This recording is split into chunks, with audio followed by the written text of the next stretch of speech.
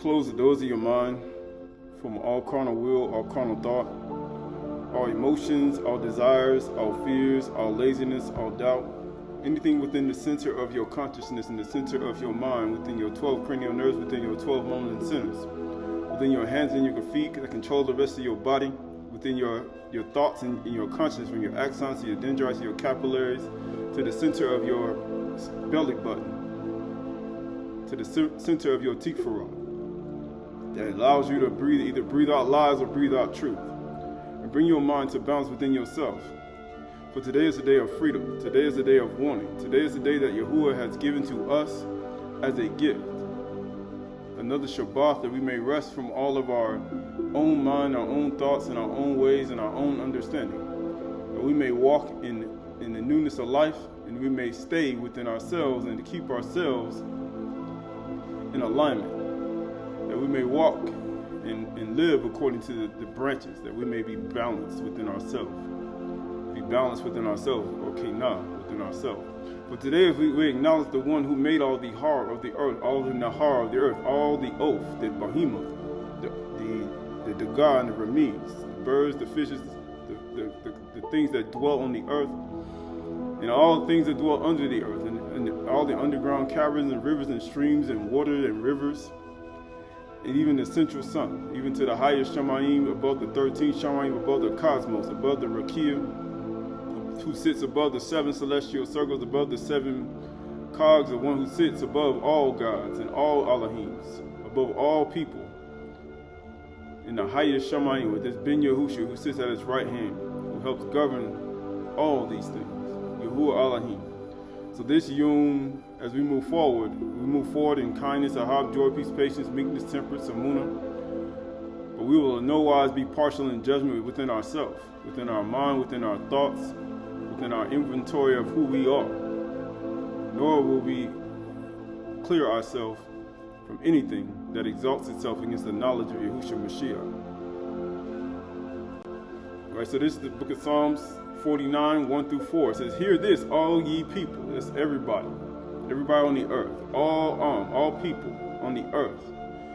"Give ear, all inhabitants of the world, of this whole earth, both low and high, rich and poor, both Adam and Ish, both male and female, rich and poor together." That's rich and poor together as one, as a cod, right? So if you're rich or poor, it doesn't matter how much money you have.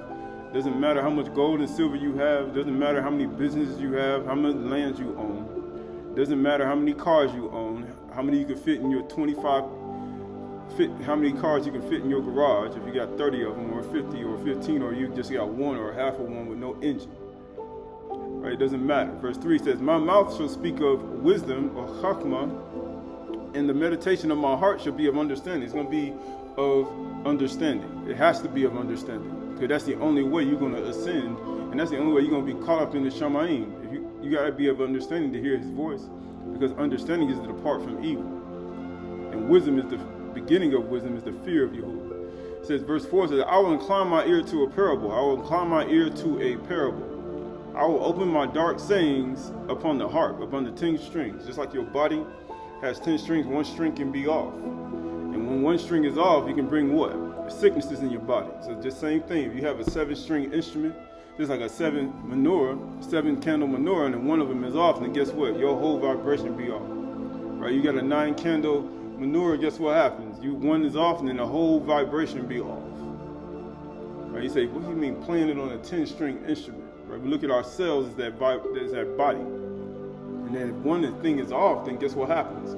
Then you'll find yourself, I say, with all type of erratic thoughts, all type of erratic behavior, all type of erratic understanding, and you'll be all off alignment, right? So that word for low, because we know both low, that word for low is Adam, the man made ruddy, that's made from the redness of the ground, a human being, right? Adam was made first, not the Isha. Before Adam was created, Yahuwah showed him many beautiful things. He showed him a hillside.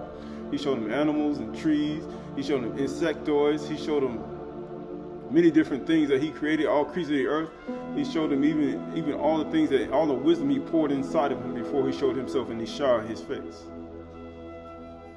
He had to show him more things that are even greater than himself. Right? Ruddy, right? That's red. Human being, mankind. Right? He formed Adam he said both low and high, both Adam, both male and female, and Ish. Right? Both low and high, that's Ish. He said the Ish what? It needs to be high. He needs to. It says man, contrast. It says contrast to a woman, man. It says male, servant, great man of a circuit. You got to be that way. Steward. You got to be a good steward as well. All this is all important. All this are important. Right? Both low and high, rich and poor. That word for rich is Ashir. It says rich and wealthy. Doesn't matter. Rich man, wealthy man, got many lands, got a lot of honor in the world. Rich man, doesn't matter how much you have. Doesn't matter. Why? Because Yahuwah has no partiality in judgment. He has no respect of persons, right? So the rich and poor, that word for poor is Ebon, Ebion. Ebion. Aleph, Bith, Yod, Woo, Nun. Ebion. Nun, final form. It means what? In needy. All you poor people. In needy. Chiefly poor. Needy person.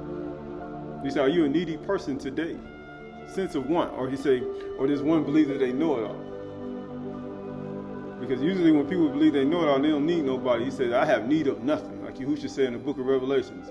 He said, don't you know you poor, blind, miserable, and you naked? He said, don't you know that? He said, I have no need of nothing. I have no need of wisdom, knowledge, or understanding. And this is the problem that one has within themselves with their, how you say, their strings. It says needy one, poor. Barak are the poor in Ruah. Barak who hunger and thirst after righteousness. He's both low and high, rich and poor. Some people are rich, got rich among them. But he said, when you get rich, he said, makes you think on poverty. You got to think on poverty. This is Proverbs 9, 1 through 12. It says wisdom or chachmuth. Chachmuth, right? They got a woo in this one. Not chachma, but chachmuth. And it says wisdom has built her house. He said, wisdom built a house. She has hewn her 7 pillars. Oh, I'm moved. He said, wisdom did that. She has slaughtered her beasts. She has mixed her wine. She has also made her table. She has sent out her young women to call from the highest places in the town. She sent out other women in the town. What did Chachmuth do? Whoever is simple or prati, let him turn in. They say, miss, simple hearted. They say, easily seducible. Pati. We talked about this before. Whosoever is easily seducible, let him turn in here. To him who lacks sense, she says, come, eat my bread and drink of the wine I have mixed. He's like, drink some of this. Leave your simple ways. Oh, leave your seducible ways, like you easily seducible, and what? And live and walk in the way of insight. He said, and live. He said, put away your simple mind. And guess what? Verse 7 says, whosoever corrects a scoffer gets abuse. And guess what happens? And he who reproves a wicked man incurs injury. Right? So look at this world. Look at how we live. All this is all important. But this is the reason why we're reading this. And it says, do not reprove a scoffer, or he will hate, or he or she will hate you. They're going to hate you. Why do you think they told Yahushua, you hated me without a cause? They hated me without a cause. Even Yuchanan 15. He said, in your Torah, they hated me without a cause. He was reproving him, the chief priest, the elders. He was reproving the high priest. He was even, matter of fact, he was reproving them both low and high, rich and poor. Even the rich Levites. When the poor man was laying on the ground, they walked right by. He said, do not reprove a scoffer, reprove a wise man. And it says right here, reprove a wise man and he will love you. He said they'll love you. They should have a heart for you. They'll love you if you reprove a wise man. And we'll see why. Give instruction to a wise man and he will be still wiser. Give instructions to a wise man or woman, they'll become even more wiser. Teach a righteous man or woman, and he or she will increase in learning. That's what should happen. You should increase. You should not, drop down in your learning process. Nobody just goes from say, I want to, you know what? I started off in kindergarten and now I'm a PhD. He said, you got to still increase our learning after that. He said, you're going to learn until you leave here and go to the next life. So there's no point in stop learning. Verse 10 says, the fear or yirah of Yahuwah is the beginning of wisdom, hakma. And the knowledge of the Qahalath one is insight. So you see, the first wisdom was spelled with a woo, and this wisdom was spelled without a woo. It's spelled with a ha at the end. It says, and the knowledge of the Qahalath one is insight. Right? So you see that. Right? But it says right here, verse 11 says, for by me your days will be multiplied. They're going to be rabbah. Be fruitful and multiply and replenish the earth. Rabbah. The same thing he told Adam. For by me your days will be multiplied, and years will be added to your what? Your life. That's how you're gonna get things added to your life. What do you think understanding herbs and plants come from? Hakma. What do you think understanding what to stay away from and get away from evil and what preserves your life? Wisdom and understanding. How do you think Adam lived 930 years? How do you think people live 500 years or 200 years? Wisdom and knowledge and understanding. You don't live that long without having it. Verse 12 says, if you are wise, you will be wise for yourself. See, that's the whole point. If you be wise, you be wise for yourself. You be wise as a man, woman, or a child. If you scoff, you alone will bear it. Why? Because if you start mouthing that, wisdom, knowledge, and understanding, he said, you're going to bear that. Not me. He said, you're going to bear it. You're going to have to carry it, and you're going to have to carry it. And guess what? You're going to have to suffer the consequences. Just like it says, suffer the consequences. So that word for in verse, it says, wisdom, or hakmuth, has built her house. So it says, wisdom has built her house, hakmuth. It means what? Wisdom. It says, that's what it means. Wisdom has built her house. And it has a woo in there. But we know woo means tent peg, secure. Matter of fact, it means joint to. But it says hakmuth have built her house, right? And you look at all this, and you say, why are you saying this? Right? Because there's a different type of wisdom has to be joined to a lot of things in order to build a house with 7 pillars in it. Right? Nobody just gets to hakmuth without going through hakmah. Right? Because that's the beginning of wisdom. Once you get to the beginning, hakmah, you gotta go to hakmuth. Right? What is that?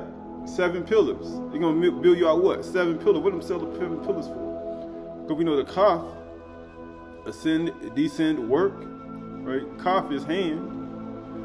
Right? The meme is what? Water, fountain. Fountain joined to what? To the top. He say 4 corners. Sign, signature, exit, mark, 4 corners. Right, you gotta work. He said you gotta work with your hands. Right. Sometimes meme also means chaos, but it means water and fountain. He said you gotta work. You gotta ascend and descend, work with your hands, and you gotta be joined.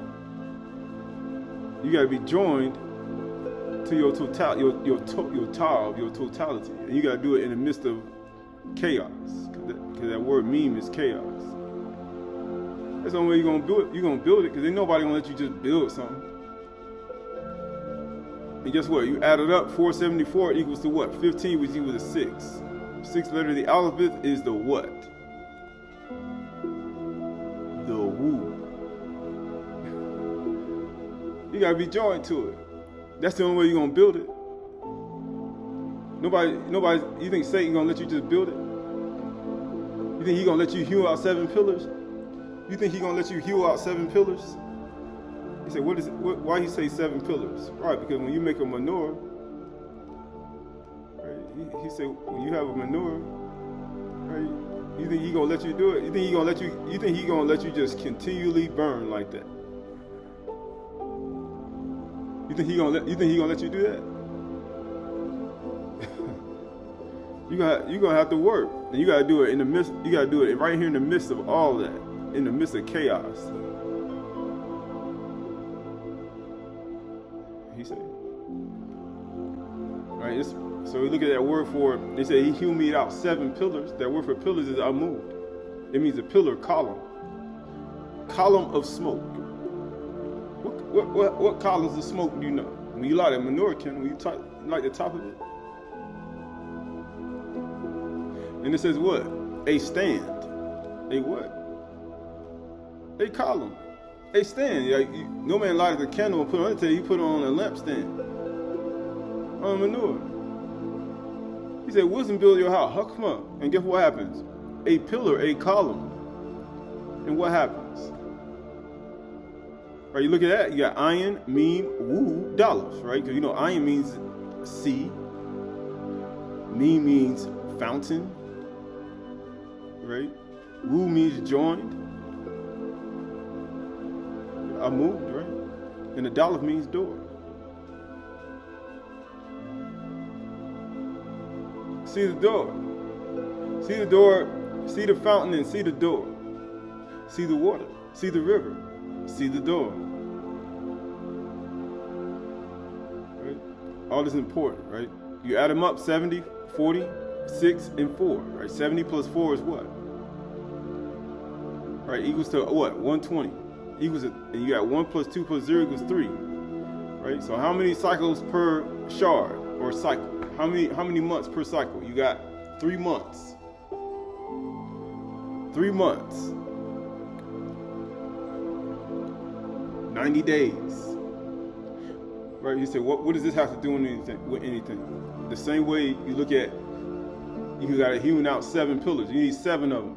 And when you hewn out 7 pillars, and how long you got to keep them things burning for? A whole 364-day cycle. And why do those 7 pillars have to be burning? Because when you go all the way to the end of the year, you got to go through all 7 periods, all 7 celestial circles, all 7 feasts to get to what?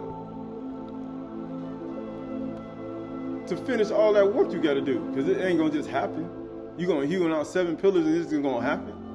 It's not going to happen. But just understand why he says Hakmuth builds her house. Why does Hakmuth build her house? You gotta do it through wisdom, knowledge, and understanding. Right? So that word for wisdom in this verse, it says what? The fear of Yahuwah at the beginning of wisdom is Hakmah. It's spelled with a Chath, a Kaf, a Meme, and a Ha. Right? Because you know the Kaf equals to 8, the Kaf equals to 20, the Meme equals to 40, and the Ha equals to 5. And all that equals to what? 73. Equals to 10, which equals to 1. 1. A ka. And you gotta do it that way. He said the fear of Yahuwah is the beginning of wisdom. The fear of Yahuwah is the beginning of a ka. The fear of Yahuwah is the beginning of Hakmah. And the knowledge of the Qahalath one is insight. It means what? Because that Hakmah, it means a skillful man. Skillful. Prudence. Very skillful. Skillful ish. Very skillful. But it says what? And he has a ha at the end. Why does it have a ha? Because it's a feminine form. The fear of Yahuwah is the beginning of wisdom. Hakmah. It's the beginning of it. For both male and female. But guess what? The Ish has the work. And remember we talked about both low and high, rich and poor. Adam and Ish. And each one has to do their part in order to get there. If you got work, it's not going to be some easy task that he's just going to let your lamp continually burn, and then once you get it established, you think he's going to let you keep it up? No, you're going to have to continually work to keep it burning. And it says wisdom had built her house, right? This is 2 Kings chapter 25, 1 through 30. And in the 9th year of the reign, in the 10th month, what month are we in? We're in the 10th month. Ashar'y. We're in the 10th month. On the 10th day of the month, well, we passed that, but if we're on the 10th month, Nebuchadnezzar, king of Babylon, came with his army against Jerusalem and laid siege to it. Why do you think Yahushua said, pray not your flight, be not in winter? Because, why do you think it's the 10th month? It's cold outside. it cold. He came right here when it's cold. Like, you ain't got no, think about it. Somebody come and attack you and it's -10 or -20 or 20 degrees. Get what it says? And they built siege works all around it. So the city was besieged till the 11th year of King Zedekiah. It says on the 9th day, it says on the 9th day of the 4th month, the famine was so severe. Remember what Yahushua say? There gonna be 4 famines, pestilence, earthquakes in diverse places. And get what he says? It was so severe in the city that there was no food. It says there was no food for the people of the land. He talking about this is the 4th month. Think about it. This is summertime. So he came in the 10th month. Then the cycle went through springtime, and then now it's the 4th month of the next year, and it's hot. There ain't no food. So now he done came in the winter and took you. Then there's a famine. He done built around you, and now it's all in the summertime, and now it's all hot. Verse 4 says, then a breach was made in the city, and all the men of war fled by night by the way of the gate between the 2 walls of the city. And all the men of war fled by night by the way of the gate between the 2 walls. By the king's garden, and the Chaldeans were all around the city, and they went in the direction of Arabah.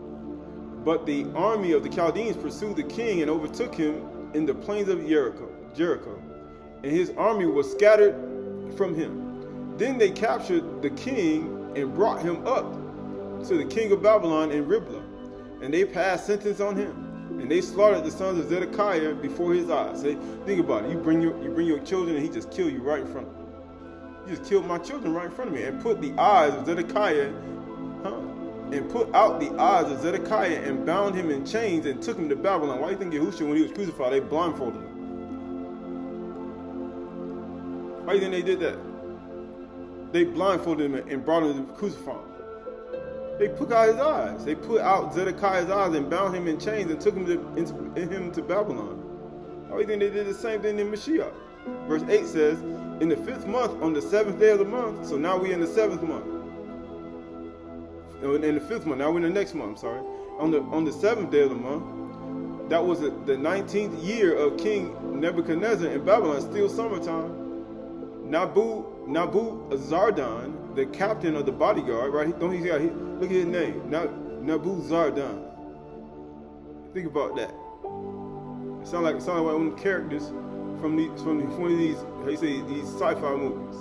The captain of the bodyguard, a servant of the king of Babylon, came to Jerusalem, and he burnt the houses of Yahuwah and the king's house, all the houses of Jerusalem. He burnt down everything. Every great house he burnt down. Man, anything that was big, huge, he tore that thing down. Because you know when people do when they get jealous and envious. When you get a lot of stuff, your house is real big, he's going to tear your stuff down. They come into your mansion. And all the armies of the Chaldeans who were with the captain of the guard broke down the walls all around Jerusalem. And the rest of the people were left in the city, and the deserters who had deserted to the king of Babylon, together with the rest of the multitude. And Nebuzaradan, the captain of the guard, says together with the rest of the multitude, and Nebuzaradan, the captain of the guard, carried into exile. But the captain of the guard left some of the poorest. But the captain of the guard left some of the poorest of the land to be vine dressers and plowmen. Who did they? So what happened here? You see, everybody when they came to Jerusalem, they attacked the rich first. They went to the great houses and they tore them things down. They burnt that stuff down. And then they took the poorest of the land, the poor people, and they made them vine dressers and plowmen. They made them into farmers and slave labor, put them in the field, harvesting and planting. Because that's what poor people did. Because that's what poor people did. Because remember when they say, they haven't rejected you, Shemuel. They rejected me from being king over them. And he told Shemuel, go tell them about what their kings are going to do to them.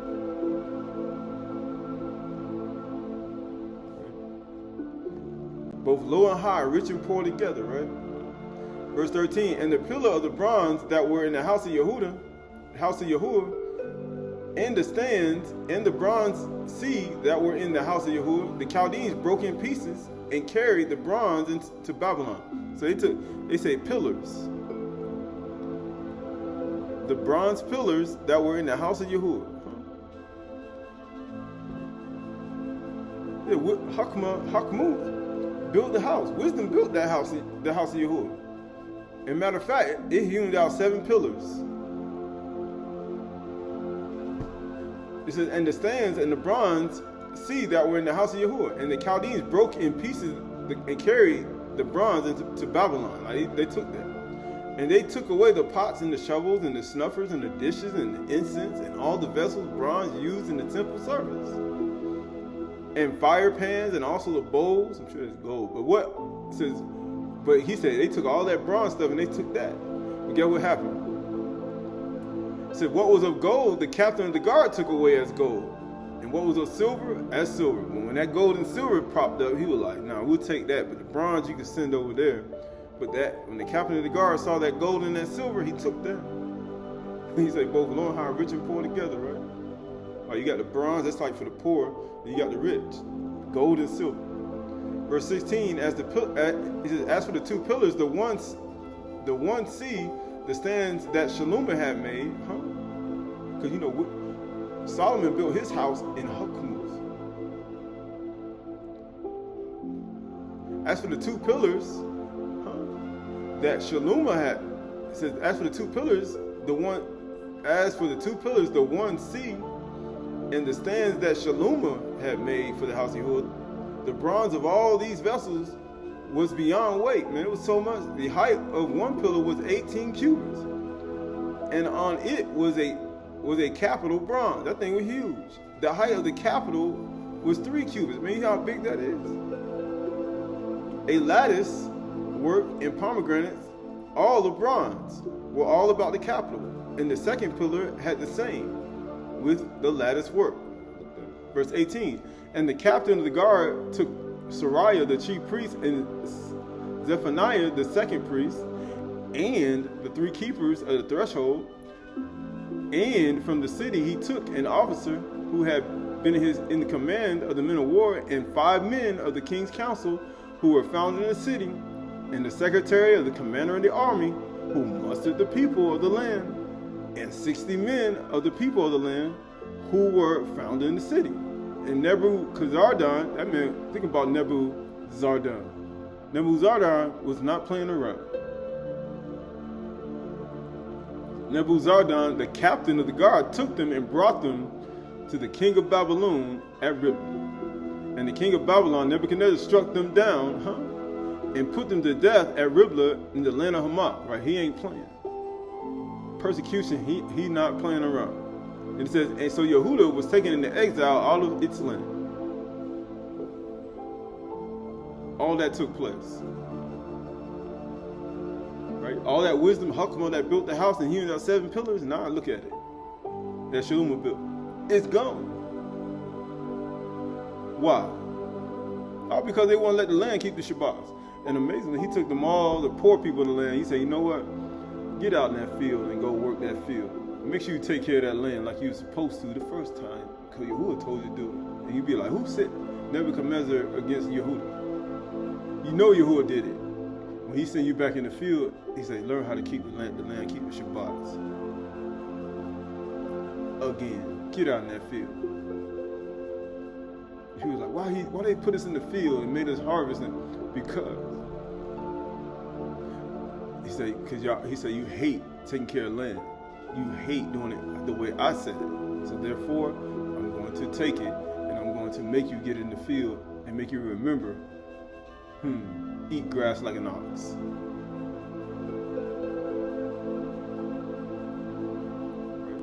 Right? Verse 13 says, and the pillars, so that word for pillars is amud, same word.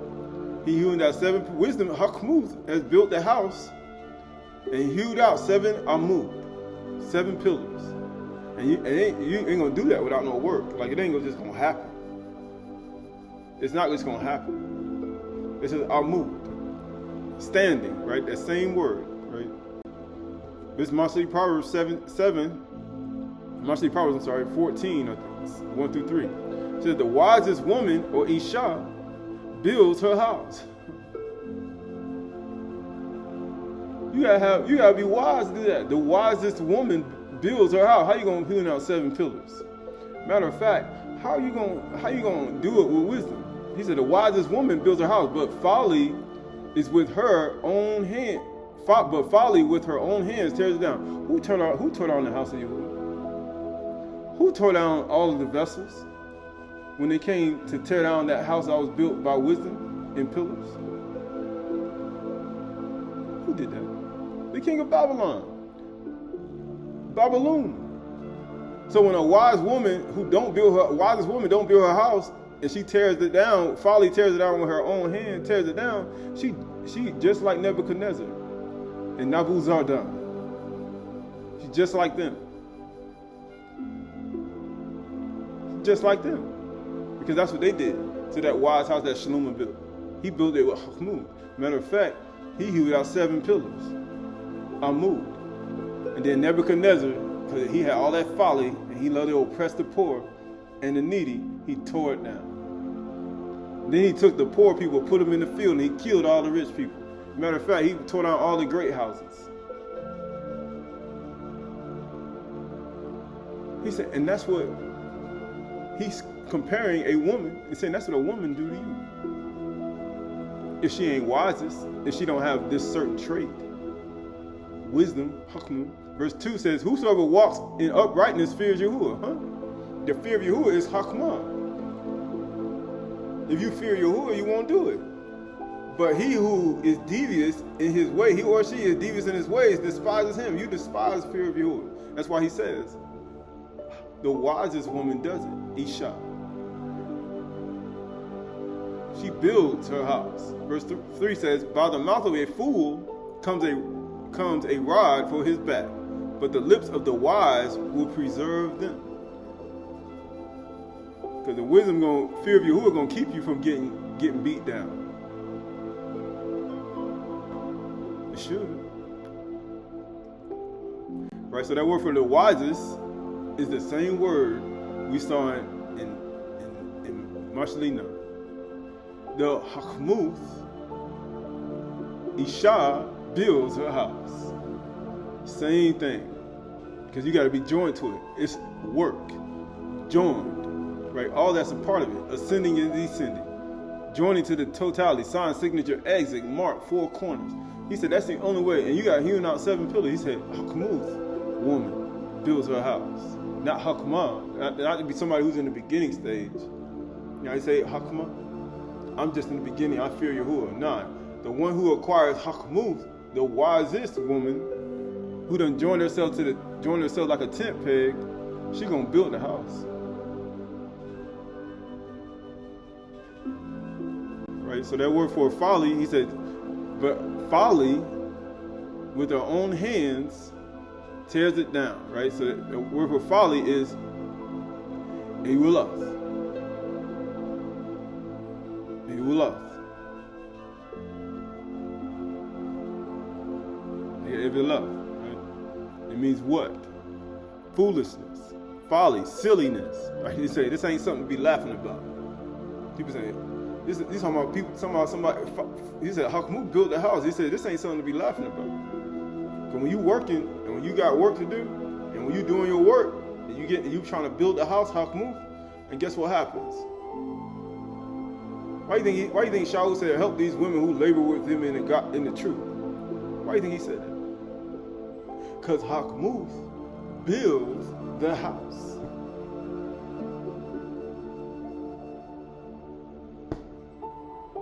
But fools, folly with their own hands tears it down. Why do you think they're doing it? You're supposed to use your hands to do things, not other things, not tear it down. It says folly, foolishness, folly, foolishness, silliness.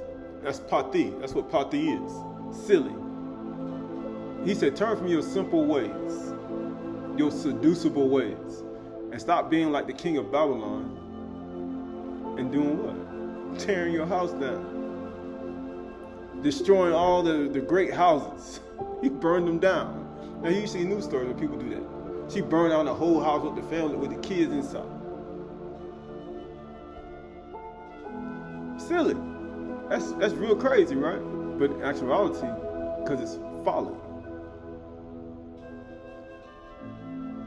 Eulis.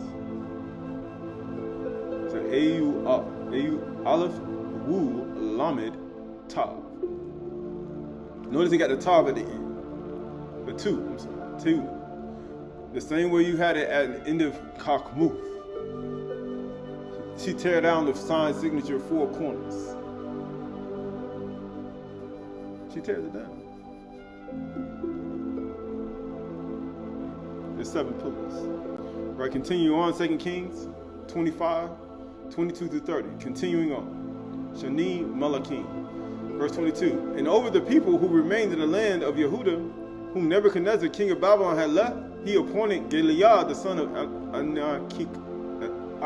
Kikam, the son of Shaphan, governor. Like he put his own ruler up. He put his own politician up. And ain't nothing new, they still do it today. They put their own ruler up. You know, such and such just died mysteriously of cancer. And then we're just going to put this new person up. We're going through a transition. That's basically what they're doing. We're going through a transition. And we want to put this person up as your governor. Just like Ponce de Leon was the governor of Puerto Rico. He said, the ruler, that's how they do it. They conquer you, then they put somebody else in your place. Verse 23. Now when all the captains and their men heard that the king of Babylon had appointed Gibeah the governor, they came with their men to Gibeah and Mizpah, namely Ishmael, the son of Nethaniah, and Jonathan, he says Yohanan, the son of Kirah, and Sariah, the son of Tahmath, and the Neophite, and Jazinah, the son of the Machathite, and Galiah swore to them and their men, saying, do not be afraid because of the Chaldean officials. Live in the land and serve the king of Babylon, and it shall be well with you. Say, serve him. But in the 7th month, Ishmael, the son of Nethaniah, says Nethaniah, and the son of Elishama, of the royal family, came with 10 men and struck down Gedaliah and put him to death along with the Yahudim and the Chaldeans who were with him at Mizpah. He's like, serve him, but then he got killed. Verse 26, and then all the people, both small and great, that's both rich and poor, low and high, rich and poor, and the captains of the forces arose and went to Mizraim. After that, another war came in, and the other people came in, because once you conquer, and you put people up, and then other people come to take over, because they feel like, okay, everybody trying to conquer one place, and then guess what? Another person come behind you and take you out. Then everybody else, both small and great, and then they went to Mizraim. Guess what? Why they went to Mizraim? For they were afraid of the Chaldeans. They were afraid of them. And that's what happens. That's what a lot of people. That's why people go back to Mizraim. That's why people go back to idol worship. That's why people go back to fornication. That's why people go back to an adultery. Because you know why? Because they're afraid. Because they're afraid. That's the whole point. That's why they go back to lying. That's why they go back to slander. That's why they go back to gossip, because they're afraid. Verse 27 says, and in the 37th year of the exile of Jehoiakim, the king of Yehudah, in the 12th month. Oh, here we go. 12 months. That's a whole year. So we don't went from all the way from that 1 year, from the 4 months, right? From the 10th month all the way to the 4th month, to the 5th month, to the 7th month. Now we're in the 12th month. It's a lot going into almost a whole year's cycle. And guess what? We're almost to the 12th month too. And what happened? In the 37th year, the exile of Jehoiakim, king of Yehudah, in the 12th month, on the 27th day of the month, That's like right at the end. Like you got 3 more days left, like maybe 5 days left. It's like, man, we almost there. It said, and this is what people need to be doing right now. And in the 12th month, on the 27th day of the month, evil Merodach, king of Babylon. They put an emphasis on it. Evil. Merodach. So you got to ask yourself, are you still Ra? Are you still evil?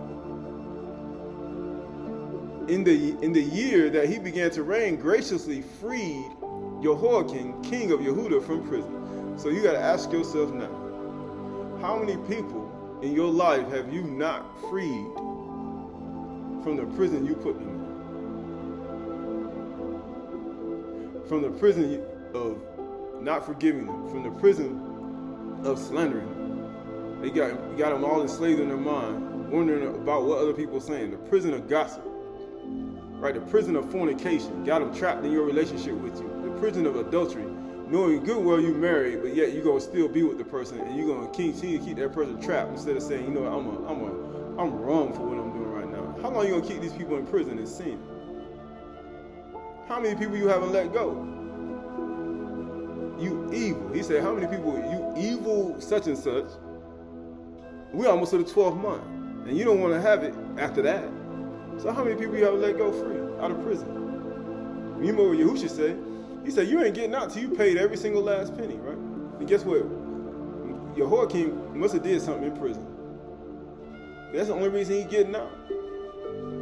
He must have did something in prison that most people won't do. But you think about it, how many people you haven't let go free?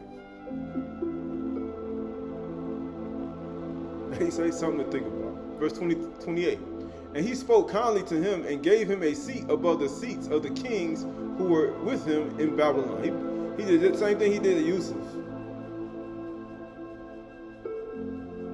So he must have did something in prison that ain't written in him. He said, you know what? I remember your coming problems in prison. I remember Yusuf when he was in prison. He said he was fasting and praying and he was thanking Yahuwah and all this stuff, delivering him from the. I remember what he did. Maybe I might try the same thing. Recant what the patriarchs were saying inside of what they were saying in the testament of Yusuf, where Yusuf wrote down. Maybe I'll recant it in my mind and start practicing it and doing it in a prison, and I'll get out like Yusuf did. Maybe. Verse 28, and he spoke kindly to him and gave him a seat above all the seats of the kings that were in Babylon. So Jehoiakim put off the prison garments. Isn't that what Yusuf did? And every day of his life, he dined regularly at the king's table every day. He said, man, you king, you destroyed Jerusalem. You took everything we had. You burned our vessels. And notice he ain't talking about that at the king's table. I hope you die. You can't say that to evil Mordok, king of Babylon. You can't say that. Verse 30 says, and for his allowance, a regular allowance was given to him by the king. He's like, I'll give you. He even gave him money every month. He said, that's what wisdom do. Because, you know, Hakmuz builds your house. Matter of fact, wisdom preserves your life, too. A regular allowance was given to him by the king according to the daily needs as long as he lived. Every day. If you say, how you make things right? That's the same, you do the same thing what evil Mordecai, king of Babylon, did. He gave him, he took him out of prison, set him free, and then he added things on it. He gave him stuff for the rest of his life. That's how he made it right. Right? This is the book of Ashar'y, chapter 22, 1 through 8. And Ishmael then arose and took his wife and his children and his cattle and all belonging to him. And he journeyed from there and he went to his father in the land of the Philistines. And Abraham related to Ishmael, his son, the attraction with the first wife that Ishmael took, according to what she did. Now he recanted what she did when he came to visit her. And Ishmael and his children dwelt with Abraham many days in the land, and Abraham dwelt in the land of the Philistines a long time. And the days increased and reached 26 years. And after that, Abraham with his servants and all belonging to him went from the land of the Philistines and removed to a great distance. And they came near to Hebron, and they remained there, and the servants of Abraham dug wells of water. They dug wells. And Abraham and all belonging to him dwelt by the water. dwelt where? They dwelt by the wells. He said, where you dwell at? He said, I dwelt by the well water. And get what he said? And the servants of Abimelech, king of the Philistines, heard the report that Abraham's servants had dug a well. But you know how it is. You get rich, you start doing stuff. You start, oh man, I got some land. I got me a well permit. I start doing stuff. Then guess what? Everybody start hearing about, man, you heard what such and such did? Such and such got a land with a well. And now guess what? We heard a report that Abraham's servants had dug a well of water in the border of the land. And they came and quarreled with the servants of Abraham. You know, that's what they people do. As soon as they see you getting ready to prosper, as soon as they see you getting ready to do something, this is what brothers and sisters do. Mothers and fathers do. Sons and daughters do. Wives do. Husbands do. Same thing when it comes to, they say, teachers and pastors and everybody else. And all the people who spy, and governors and rulers and everybody. The internet giving people access to your whole life. They say, man, see what he doing? And then that's what they do. Start a quarrel. They start fighting. They got a quarrel with you. It doesn't matter. And they came and quarreled with the servants of Abraham, and they robbed them. That's what they do. They robbed them of the great well which they had dug. They coming to steal your stuff. Why do you think Yahushua say, lay up your treasures not here on earth, where thieves break through and steal, but lay your treasures in Shabath? Why do you think he said that? There's a reason why he said that. Because thieves gonna break, they gonna come and steal it. We heard a report. So he said, so I mean somebody told. They had spies among Abraham's servants.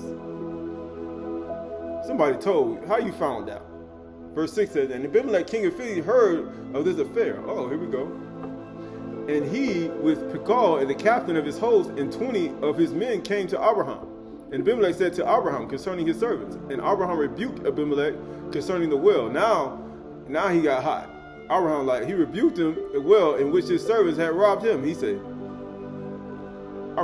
he rebuked the king after that. He said, you see what they did? But Abimelech trying to make things right. And guess what? Guess what happened? Because Abimelech knew Abraham get me killed. Verse 7 says, and Abimelech said to Abraham, as Yahuwah liveth, who created the whole earth, I did not hear of the act which my servants did unto their servants until this day. He was afraid. Because he know if Abraham prayed to Yahuwah, because the first time he knew it. Verse 8 says, and Abraham took 7 ewe lambs. He took what? He took 7 ewe lambs and gave them to Abimelech, saying, take these, I pray thee, from my hand, that it may be a testimony for me that I dug this well. He's like, take these. And then Abraham, even after he got robbed, he rebuked the king, gave him 7 lambs, and said, take this as a testimony for me that I dug the well. Wow, that's a deal. Here it is, proving that I dug this well. Because what are you supposed to do with a well? You're supposed to give water to your animals. And he gave it to him. He said, this is the testimony for me that I dug this well.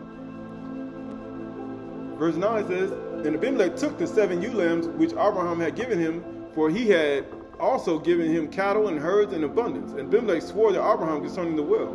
Therefore he called the well Beersheba, for there they both swore concerning it. He like, this is proof that I purchased this thing. After he got robbed of it, he bought it back again with ewe lambs and cattle and all these things, because he knew they were not honest people. Verse 10 says, and they both made a covenant in Beersheba, and Abimelech rose up and Pekah and the captain of his host and all his men, and they returned to the land of Philistines. And Abraham and all the belonging to him dwelt in Beersheba, and he was in the land a long time. You see how you got wise you got to be? You got robbed by the king of Abimelech. Then Abimelech comes and say, I didn't know about the deed, and then you got to pay Abimelech even more just to get him to leave you alone. Sound familiar? They steal your stuff, then they make you pay them, so they'll leave you alone.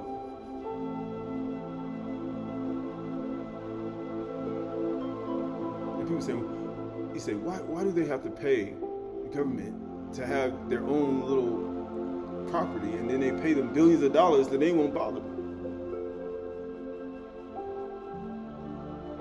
Because they wise, they understand. Pay the people their money. That's the only way they're gonna bother you. Abraham knew that. Verse 11 says, and Abraham planted a large grove in Beersheba, and he made to it 4 gates. He could have wisdom build their house. Hakmut. How do you think he was able to do it? He did it with wisdom. He handled Abimelech with wisdom. Now he's doing it again with Hakmut. And guess what? And he made it with 4 gates. The 4 sides, he says, 4 gates facing the 4 sides of the earth. How do you mean? Just like the 4 corners of the altar. Matter of fact, just like the 4 transition times, the 364-day cycle. Just like 4 gates. 3 to the north, 3 to the south, 3 to the east, and 3 to the west. And get what he said? And he planted a vineyard in it. Just like Nuach. Just like the virtuous Kayil woman. Just like Shalom. But this is even before Shalom.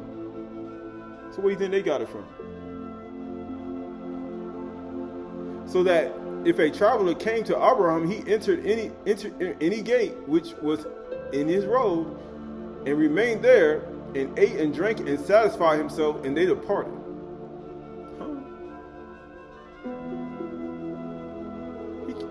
Anybody who came in the gates. For the house of Abraham was always open.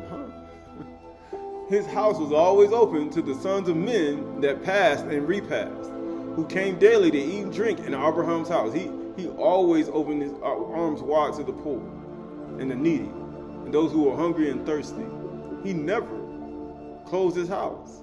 Verse 13, and any man who had hunger and came to Abraham's house, Abraham will give him bread that he might eat and drink and be satisfied. And anyone that came naked to his house, he would clothe with garments as he might choose, and give him silver and gold, and make known to him Yahuwah, who had created him in the earth. This did Abraham all his life. But what did King Nebuchadnezzar do? He came and took all of the vessels. Then he took the poor and put them in the field. Then he killed all the rich people in Jerusalem. But Abraham said, no, I'm not like Nebuchadnezzar. Here, my gates open. Even though I got robbed of my wealth and I paid King Abimelech, and I gave him all the money that he wanted. I gave him everything so he'd leave me alone. And I allowed all these things to happen. And guess what? He did this all his life. And Abraham and his children, all belonging to him, dwelt in Beersheba, and he pitched his tent as far as Hebron. And Abraham, brother Nahor, and his father, and all belonging to him, dwelt in Haran, for they did not come with Abraham to the land of Canaan.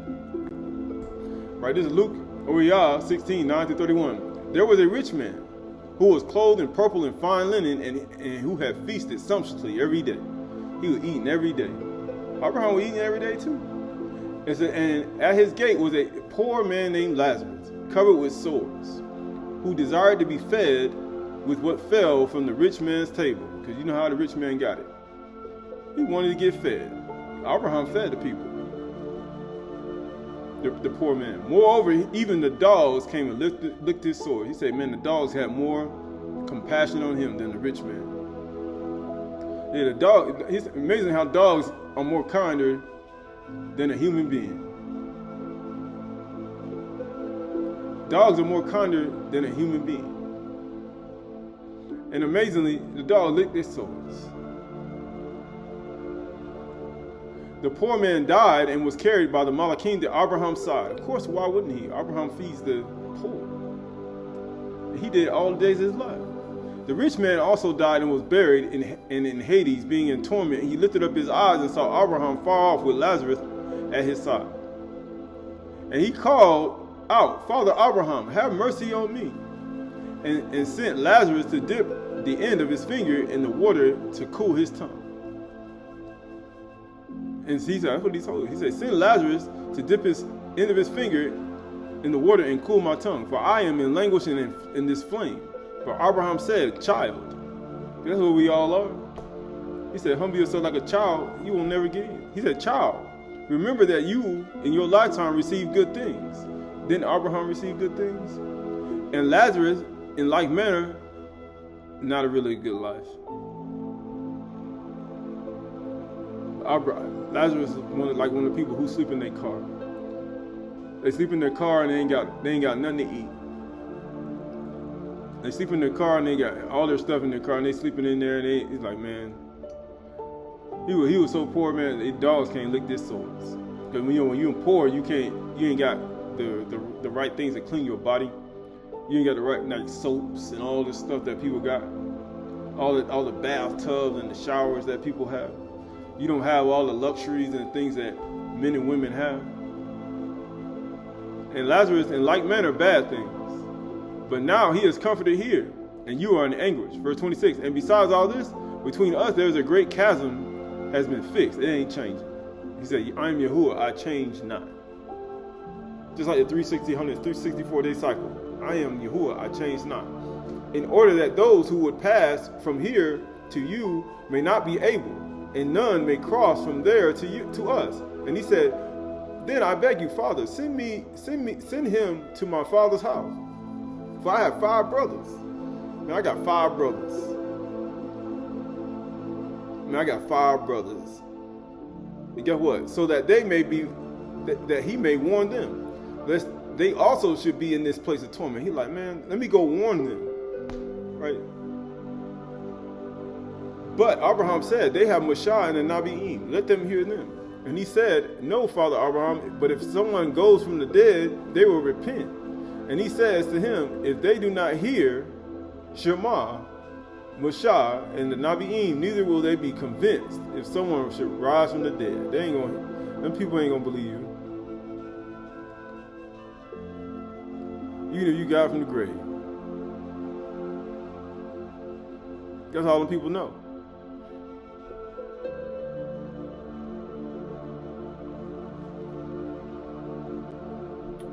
That's all they know. It's Matthew 25:31-46. Then the son of Adam comes in his kabod. When the son of Adam comes in his kabod, all the Malachim with him, then he will sit on his glorious throne. Before him will be gathered the nations.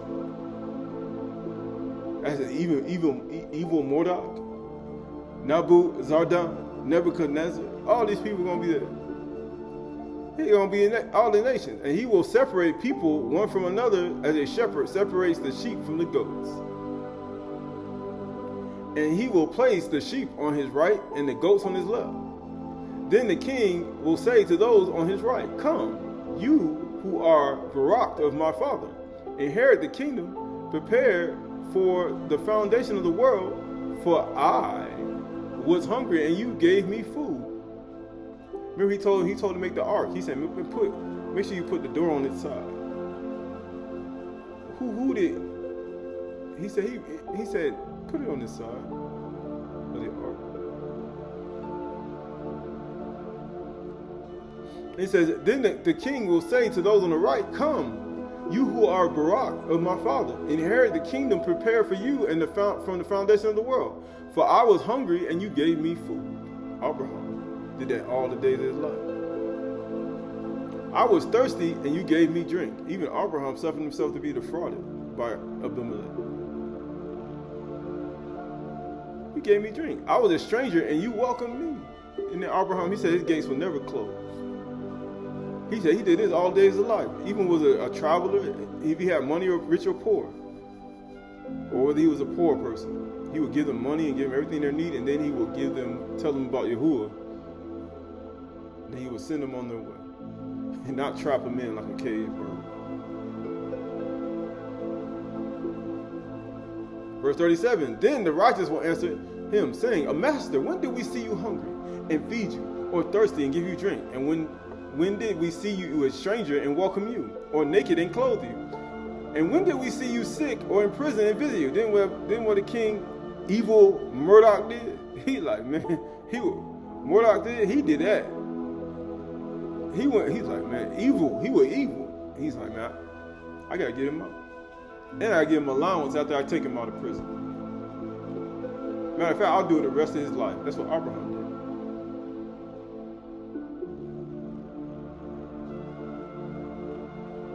And the king will answer him, truly I say to you, you did it to one of the least of these my brothers. You did it to me. Man, I got 5 brothers. If they were here, if they see me rise from the dead, because you know the rich man is a con artist. He know he was rich, he got money, he probably had some money stashed away. You know how people be in prison and they got some money stashed away underneath a tree or something. They like, man, just take me out of here, man. You know, good and well, he'd have got out, he'd have went right to that tree and just became that rich man again.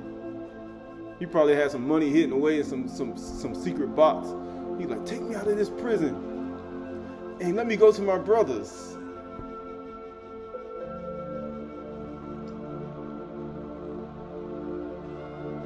You know what it says? It says, and when he says, verse 40 says, and the king will answer, truly I say to you, as you did it to one of the least of these my brothers, you did it to me.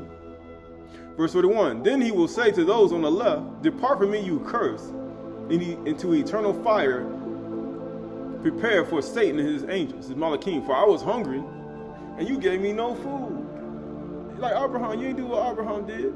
You ain't do what evil Mordok did. You did what Nebuchadnezzar did. You did what the evil woman who tear down her house with folly. For I was hungry and you gave me no food. He said, I was thirsty and you gave me no drink.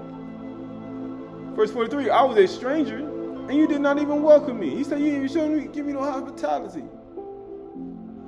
Naked and you did not clothe me. You didn't even give me no clothes. I was cold, sick, and in prison, and you did not visit me. Sick and what? And in prison, and you did not visit me.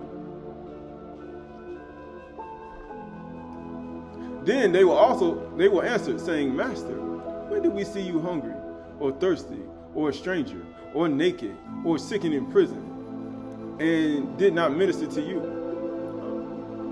Then he will answer them, saying, truly I say to you, as you did not do it to one of the least of these, you did not do it unto me. And these will go away into eternal punishment, but the righteous into eternal life. Now you think why he said Timothy, he said, pay attention to the teachings. You both say yourself and those who hear you.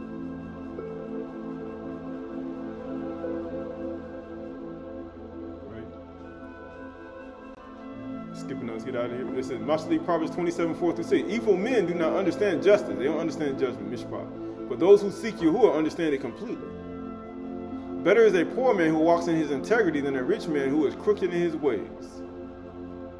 The one who keeps the Torah is a son with understanding, because he departs from evil. But a companion of gluttons shames his father.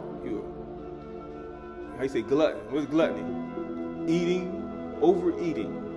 You got well more than enough food, like the ball. You got well more than enough food, like the rich man at the table. You got well more than enough food.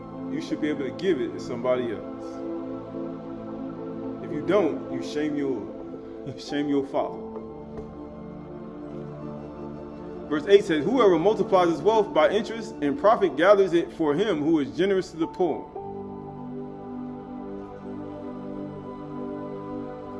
That's the whole point. Those who are going to show kindness. What's the point of getting it?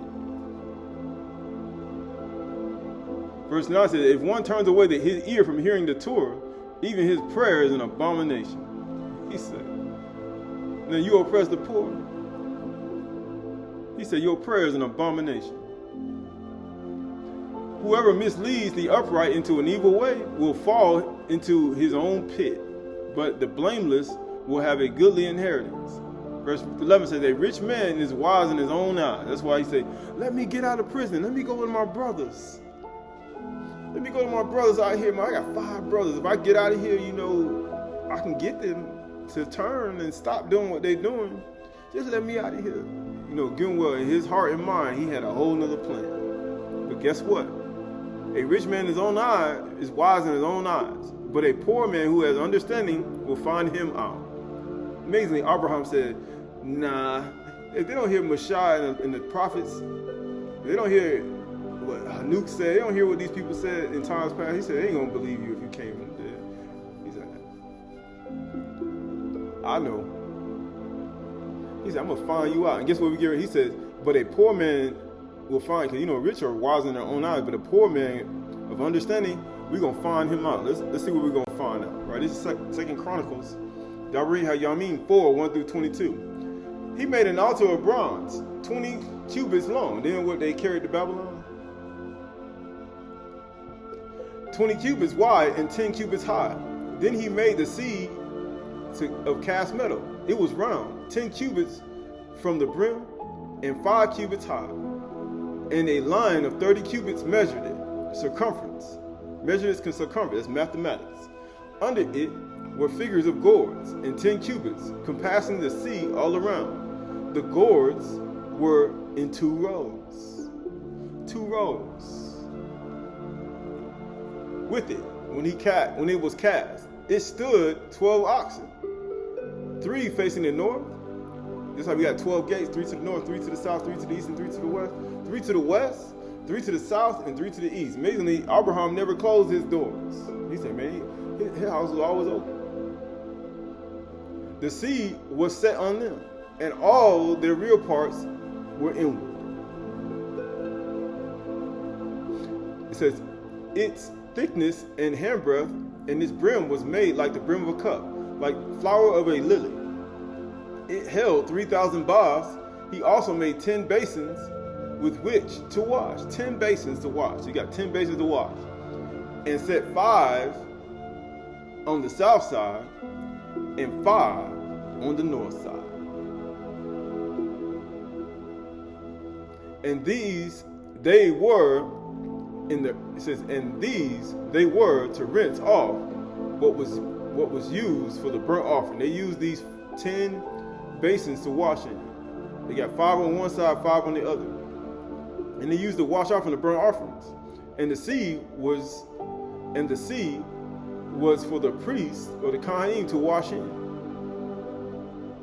They were for the priests to wash in it. And he made 10 golden lampstands, 10 golden menorahs, 10 of them, as prescribed, according to Exodus, Shemuth 25. And guess what?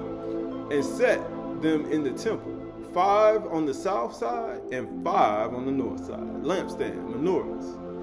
And he also made 10 tables and placed them in the temple, 5 on the south side and 5 on the north side. And he made 100 basins of gold. And he made a court of the priests, and the great court, and the doors for the courts overlaid their bronze door with bronze. And he set the sea at the southeast corner of the house. Oh, he did this in the house. 10 basins of water, 10 lampstands, right? 5 on the north and 5 on the south. And he made 10 tables, 5 on the north and 5 on the south. You got tables, washing basins, and lampstands. Right? This is right here. It says that word for he made the court. That word for court is Chdsh. It means what? A court, an enclosure. He made a court and surrounded it with walls. A tower and a village. Right? He made a court and he surrounded it. It was enclosed and settled abode, a settlement. A village. Right? So he made a court for this, an enclosed place for the chief of the priests. He would do. He says, and the great corner doors for the court, and overlaid the doors with bronze. And he set the sea at the southeast corner of the house.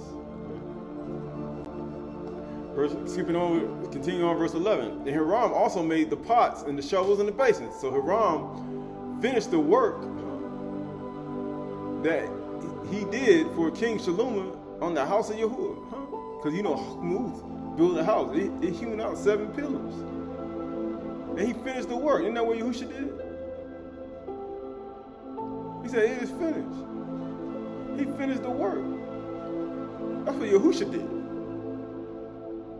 And yet word 12 says, the 2 pillars are moved. Same word. When they took it, he hewed out 7 unmoved. The bowls and the two capitals of the two pillars and the two lattice works to cover the two bowls of the capital, they were on the top of the pillars, and 400 pomegranates and two lattice works and 2 rows and pomegranates of each, to cover the two bowls of the capitals that were on the pillars. He made stands also, and the basins on the stands, and the 1 sea and the 12 oxen underneath, the pots, the shovels, the forks, and all the equipment for these Huram Abi made of burnished bronze for King Shlomo and the house of Yehuda. It's all the stuff they took away too. And it says, in the plain of Yarden, and the king cast them in the clay ground between the Succoth. He cast them where? In the clay ground between Succoth and Zeredah. And Shlomo made all these in great quantities, for the weight of the bronze was not sought. So Shlomo made all the vessels that were in the house of Yahuwah, the golden altar, the tables for the bread of presence, how you say that? The shulchans, the lampstands, menorah, and their lamps and near of pure gold, to burn before the inner sanctuary as prescribed. The flowers, the lamps, and the tongues of purest gold. Right, he had the right gold. Remember when Nebuzaradan saw that gold and silver, he's like, that's mine, that's mine. He carried that separate from the bronze. That's a cheaper metal. And it says, verse 22, the snuffer basins, the dishes for the incense, the fire pans, the pure gold, the sockets of the temple for the inner doors, and the most Qahalath place, and for the doors of the native of the temple were of gold. Everything was of gold, pure gold. Nothing was cheap. They make these cheap houses with no foundation. They don't even put no concrete at the bottom. They just put a slab, and they expect your house to survive a storm. They're a cheap house, and they charge you $300,000. That's swindling. But at the same time, he made this a pure gold. Right? He said, why we went there? Because it's important. Right? So this is a Mayan temple, right? So this place, right? This is at Aksmul. This is what you call a ball game that they play, where they take a rubber ball and they throw it through this hoop right here, this circle. And notice right here, right? They got the court. How you say the court village. Then they got the place where you throw the ball right here. And this is where all the people stood at, right? On both sides, on the how you say, north side and the south side. Right? You got the north side and you got the south side. North side, south side, and you got the court in the middle. Right? You got right there in the middle. And they would throw a ball through these little holes on the side. Right? Some say that you couldn't use your hands. Some say they would use their hands. Some say, it was like basketball. Right? So that's the one reason why. Why are we using this? Right? Because it's important. All of it's important. Right? This is the Mayan ball game. Maya. It's not like the Maya Yamim. Some people think it's like the Maya Yamim, the people like Latrobe. But Maya ball game, which is a branch of the Mesoamerican ball game, is a sporting event that was played throughout Mesoamerican, or you say the Inca, the Maya, the Aztec, these empires, right? Era by the Maya civilization. They still speak their language, the ancient language. It's not Spanish, which was distributed throughout much of Central America. One of the common links of the Mayan culture of Mexico, Guatemala, Honduras, and Belize is the game played with a rubber ball, about which we have learned is a several sources. The Maya ball game was played with big stone courts. Like the courts, like consider the enclosure, a village. The ball court itself was a focal point of Maya cities and symbolized cities' wealth and power. Do not these courts today symbolize wealth and power? They do. They symbolize wealth and power, not to you, poor people, to the rich.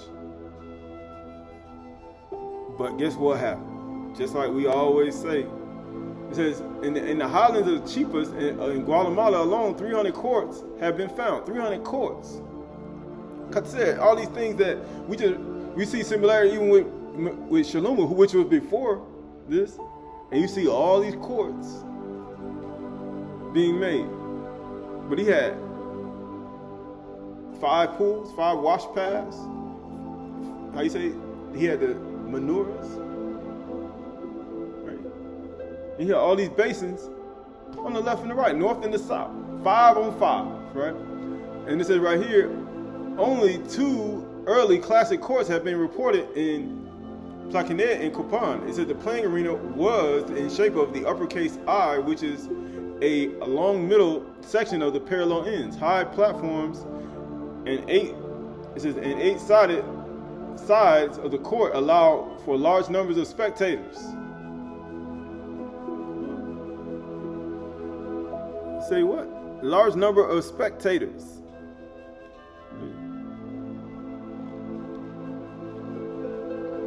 It says high platforms on either side of the court allowed of large number of spectators. Arenas were decorated with portable stones, court makers known as haka, usually depicting animals and skulls.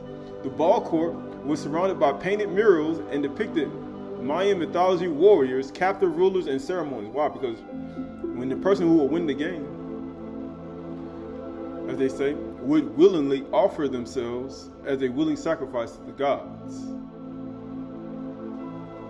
The ball court of the Keros and the commentary date of the Tulic ceramic, right? Let's go with both are similar to the date of the major public structures. Both courts of the Keros and Orient NS oriented. It says medial axis of a pyramid. They are also oriented with the W axis of another pyramid, and is associated with plaza, associated with the intersects of the medial axis of this site of the point at a point of proximity equidistant to either court. Right? To either court, right? Right there in the middle. And it was ball games, right? Spectators. Right? Everybody would watch, just like any other game you see today. But guess what happened, right? This is Chdsh, right? All these are important, right? All this are important. Spectators, right? Just like you have ball games today, spectators, and they throw the ball through the hoop right here, right? And everybody will watch, just like you see, it's like today, right? But then you start to see when Shalom made everything. Right, he had 5 on the north and 5 on the south. 5 basins of water on the north, 5 on the south. 5 tables on the north, 5 on the south. 5 menorahs on the north, 5 menorahs on the south. 5 on 5. Right? And there's another one. Right? Another one. You say what? And amazingly, look right here. He said, how they figure this out? Because it's for the rich and the wealthy. It symbolizes the rich and the wealthy. Yeah, amazingly, they got a cube right here. Cube. But all that's important. All that's a part of it. And they took it. A Mexican, Maya, Inca, he's a practice of ancient ball games, and they turned it into a multi-billion-dollar corporation. And guess what? They use it to symbolize wealth and power, and also the conquering of you. That's what it is. Of course, this ain't no, he said, oh, he's attacking. No, I'm not attacking. This is just so people know the truth. Right? The same thing right here. What does that look like? A turtle shell. Because, you know, they call it Turtle Island. And it's not turtle power. Right? He said Turtle Island. It's a turtle shell. Same thing. You got the court, right? And you got the court in the middle. Just like the Mexican, you got the 2 rows where they sit the players. 2 rows on the north side and the south side. And they throw a ball through the hoop. So they take the ball game from the Mexican people. Then they take it straight from the Torah. And Dareh Yamin, when they conquered Shalom, and they took it, the king of Babylon, they took it, all his goods to Nebuchadnezzar. They took all the vessels and things, and they took the gold and the silver. Not only did they take that, they also took the very things and the words and how he built his house. And they put it in here. And amazingly, you got on the left and on the right, and guess what? The spectators all around, and you got the 2 hoops they throw it in, and the 2 rows, and they play 5 on 5.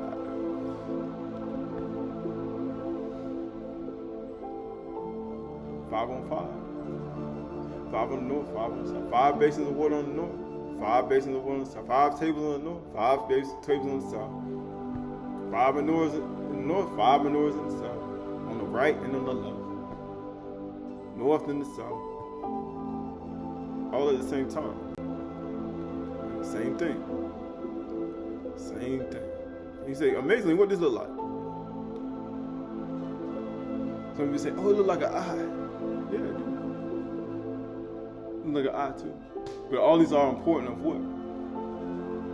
It all symbolizes wealth and power. Amazingly, look where they put it. Right in the middle of right in the middle of the poor people.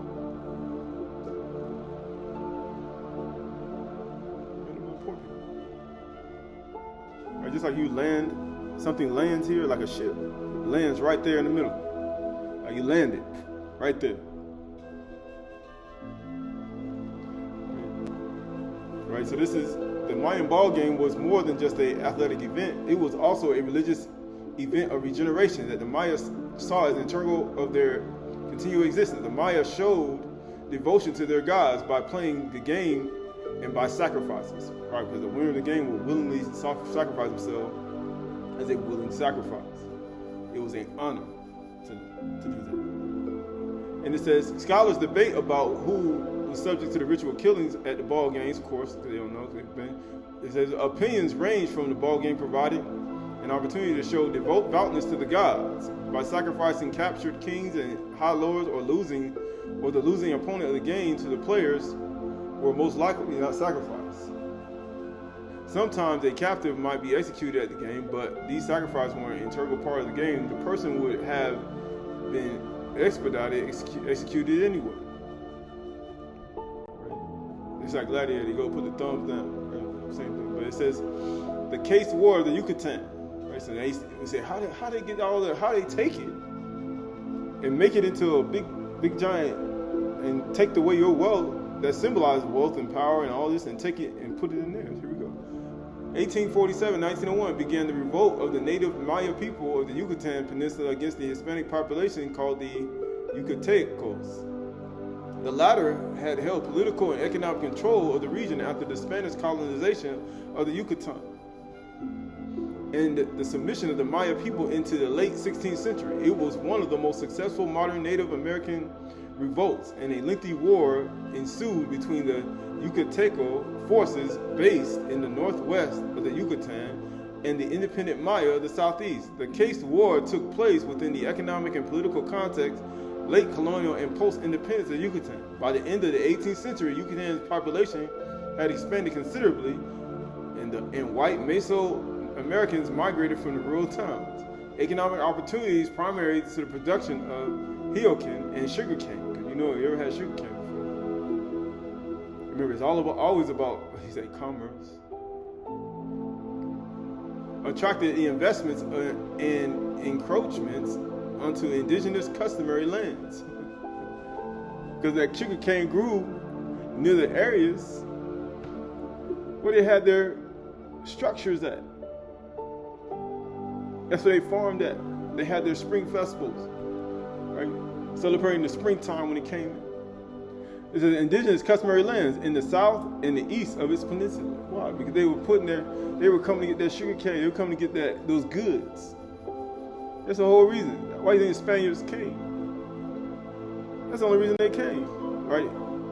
This is the Inca Civil War. also known as the Inca Dynasty War, the Inca War of Succession, sometimes the War of the Two Brothers, that's what it says, was fought between half-brother Hutzcar and Atakpala and Huayna Capac over succession of the throne of the Inca Empire. The war followed Huayna Capac's death. It began in 1529 and lasted in 1532. Hutzcar initiated the war, appointed as emperor and claiming the throne. He wanted to defeat Atapalada's competition, and Atuapala was tactically superior in his brother in warcraft and in mighty armies of Cusco, which their father had stationed in the north part of the empire during the military campaign. According to sources, all very intact details following Antapalaca's victory. Spanish forces led by Francisco Pizarro invaded the region. He ultimately captured and killed Atapala after receiving the ransom that was purportedly to free him. And it said right here, in 1524 and 1529, the Spaniards, under the command of Francisco Pizarro, explored South America. There were 62 horsemen and 106 foot soldiers. They are believed to have carried smallpox into the continent, and it has been an epidemic among the Europeans for centuries. The new infectious disease erupted epidemics and caused high mortality and disasters for the Inca and other indigenous people who had immunity. How you say? Biological warfare. Just like any other thing. Antapalaca was the favorite son of Huayna, the prince of, it says, Huayna Capac. The prince accompanied his father on every military expedition to the north.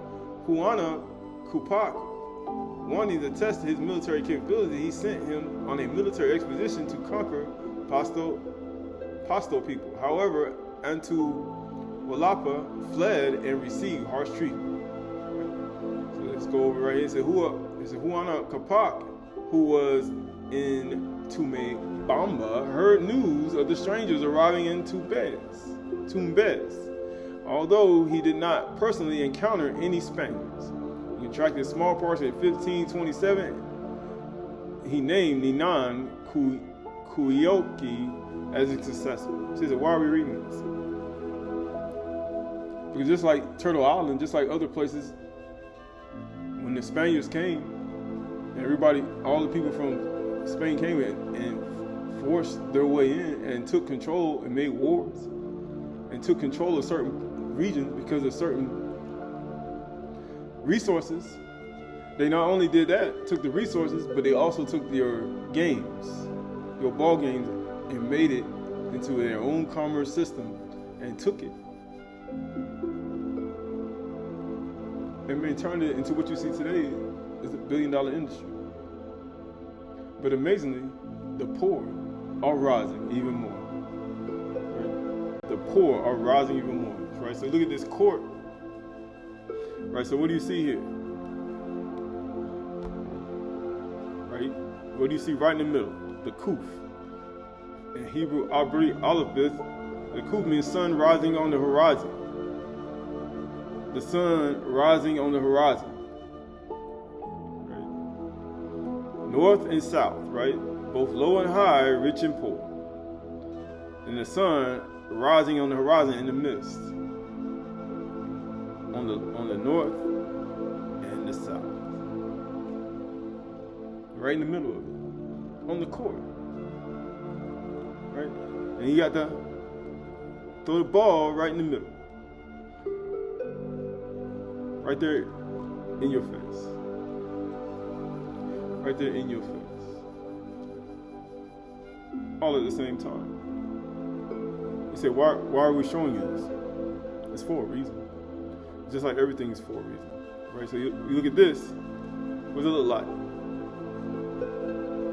Of course, that's arena. Right here. Ayin. It means to see.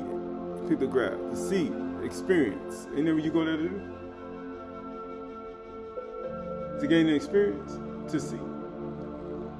And they do the same ball game. And they shoot. Why? And then they turn into $1 billion industry, and then guess what? How much do you make? You think about all that. Why? This is just so, he said, why? Just so you can know the truth. Why? Because we look at everything that's going on. He said, why are the rich getting richer and the poor getting poorer? Why are people getting oppressed? Why are people wages being withheld? Why are people in this state of mindset? Right? All this is all part of what?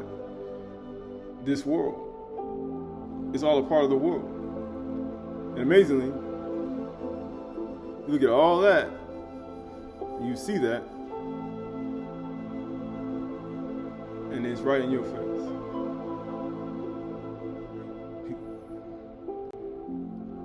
Right? Same thing. Same thing. Same thing. Right in the middle.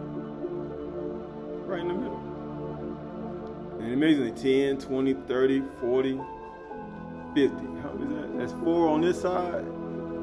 10, 20, 30, 40, 50. And then 4 on the other side. With 1 in the middle. Sound familiar?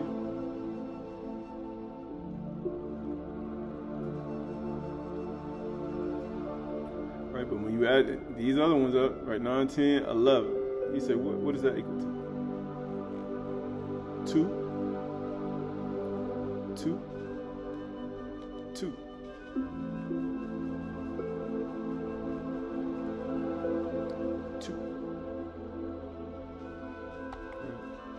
And all that's important. And what's the second letter of the alphabet?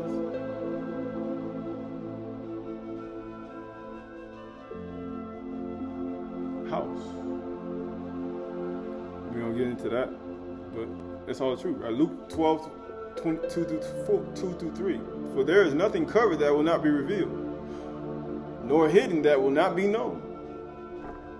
Therefore, whatsoever you have spoken in the dark will be heard in the light, and what you have spoken in the ear, in the inner rooms, will be proclaimed on the housetops. Both low and high, rich and poor together. Right? Because all that's important. Right? So this is Yukonon 12, 27 to 33. So all that's important. You say, well, why is it important now? Because Yahushua had to come in and redeem a lot of things that taken place in the past. And there's a lot more things that taken place. But the blinders, how you say, need to come off. Just like when Shalom finished the house and the vessels, he said he finished the work that he did for the house. With the tables, the 10 tables, he had 10 tables, 10 basin wash, things he washed his basins, and matter of fact, he had 10 menorahs. He says, now is my soul troubled. What shall I say? Father, Abba, save me from this hour. For this purpose I have come to this hour. Father, kabod your name. Then a voice came from Ashar'y, I kabod it, and I will glorify it again. I'm going to do it one time, and I'm going to do it again. Hakma Hakmuth. The crowd stood there and heard it, said it had thunder. Others said, wait. Others said, and Malak had spoken to him. Yahushua answered, this voice came for your sake, not mine. Now is the judgment of this world. Now will the rule of this world be cast out. And when I am lifted up from the earth, I will draw all people to myself. Why he got to draw them? See, I got to lift myself up.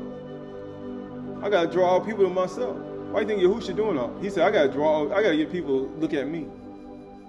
Because there's a reason why. Why do you think they got 5 on one side, 5 on the court? And that's 10 total. Why do you think they're doing that? And it says, verse 33, he said this to show what type of death he was going to die. Because that's the only way to get everybody's attention. Yeah, that's the only way. There's Matthew 27 through 50.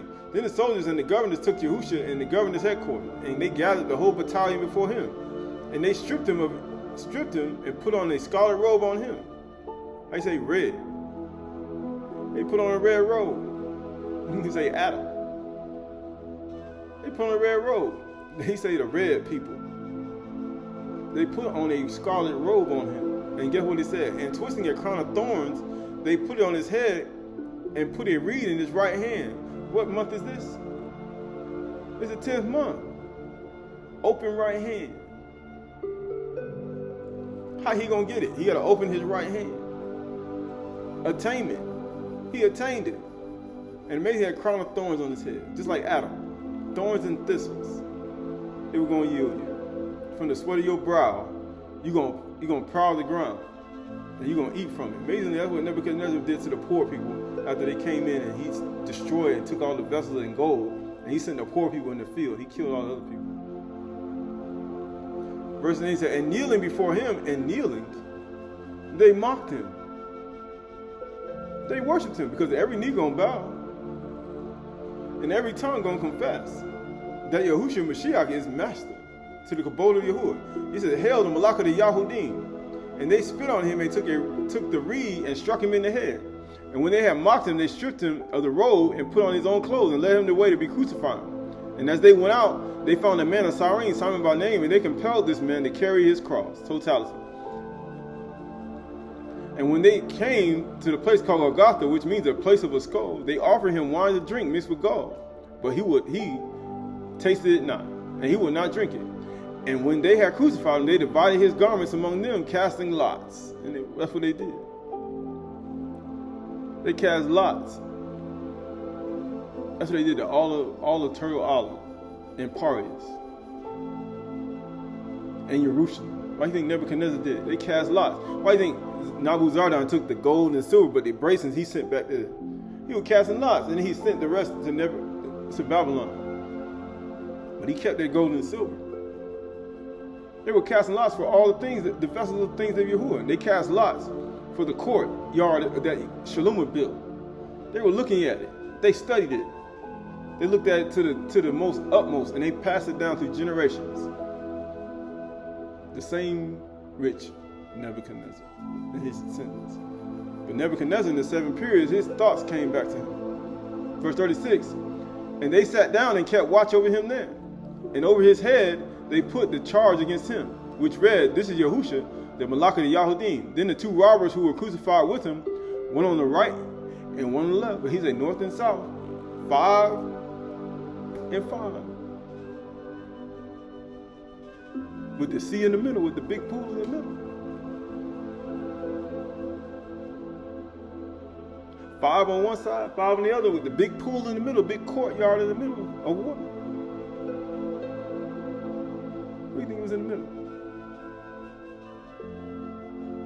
Who do you think was in the middle of the courtyard when Shalom had the 5 tables, 5 on the north, 5 on the south, the 5 basins of water, 5 on the north, 5 on the south, the 5 menorahs, 10 menorahs, 5 on the north, 5 on the south? Who do you think was in the middle of the court? Being offered as a sacrifice, a willing sacrifice. In the midst.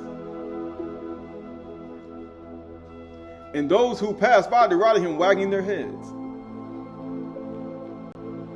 and saying, you who would destroy the temple and you who would destroy the temple and rebuild it in 3 days, save yourself. You say you're going to destroy the house of Yahuwah and rebuild it in 3 days?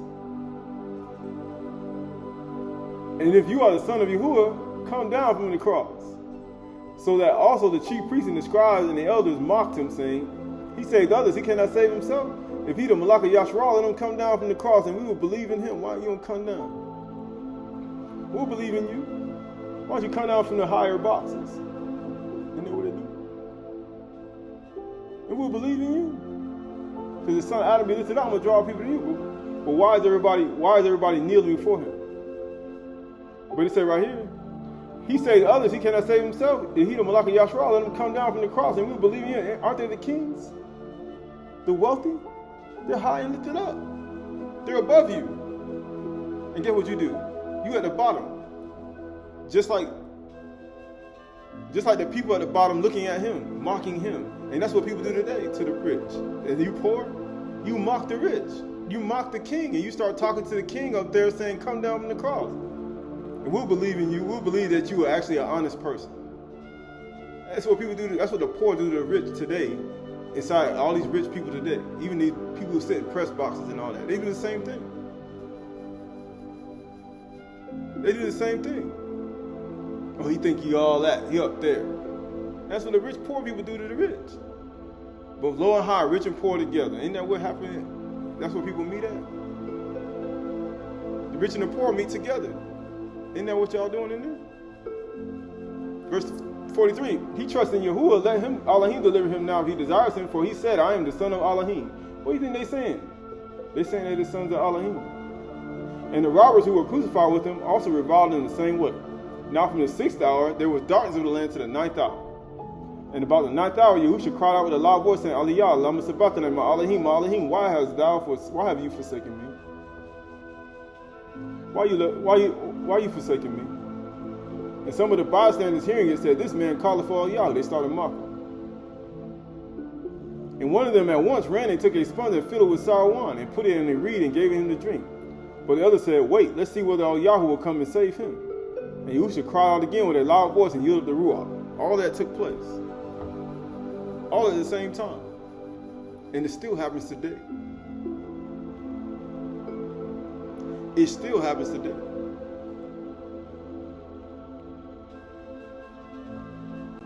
It still happens today. Yuchanan 19:28. After this, Yahushua, knowing that all was finished, you know what? Shaloma, his person, when the man finished all the vessels and everything, he said he finished the work that Shaloma had gave him to do. Since it said, fulfill the scripture, on Thursday, a jar of sour wine stood there. And then when the wise woman, he said the wisest woman built her house. And she told him to come drink wine from mine. Come eat this bread and drink this wine. And cast away your simple ways, your patim, because you easily seducible.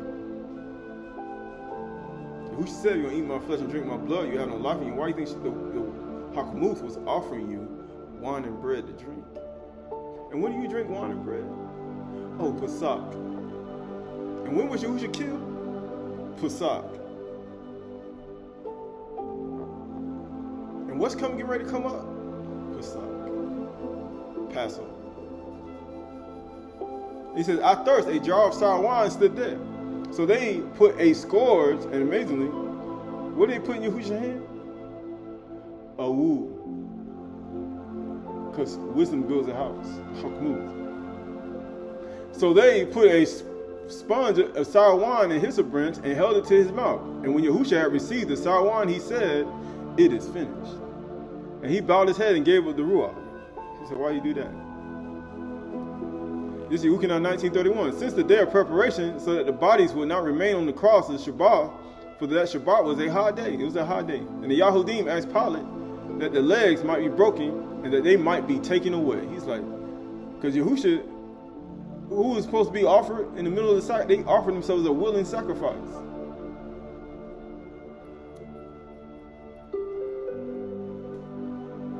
Because that's what the winner of the ball games would do. In the Mashiach Empire, they would willingly give themselves as a sacrifice to God. Why do you think Yahushua was doing this to Yahuwah? Why do you think Yahushua said, I got to be lifted up above these people? I'm going to draw people to me, not the gods, because I rule over the gods. Yahuwah holds judgment in the midst of the gods.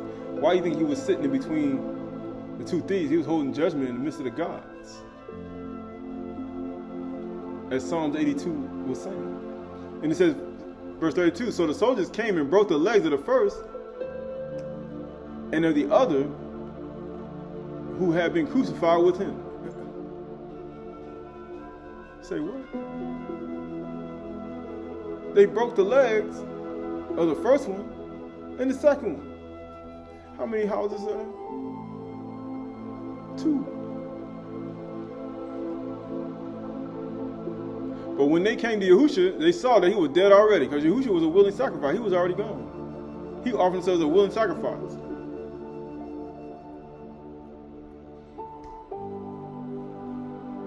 Why? Because he had broke the old covenant. Why do you think he broke their legs? Why do you think he broke the covenant between the two thieves? The two thieves represent 2 sticks. He broke their legs, because he had to establish a new one. How he gonna do that?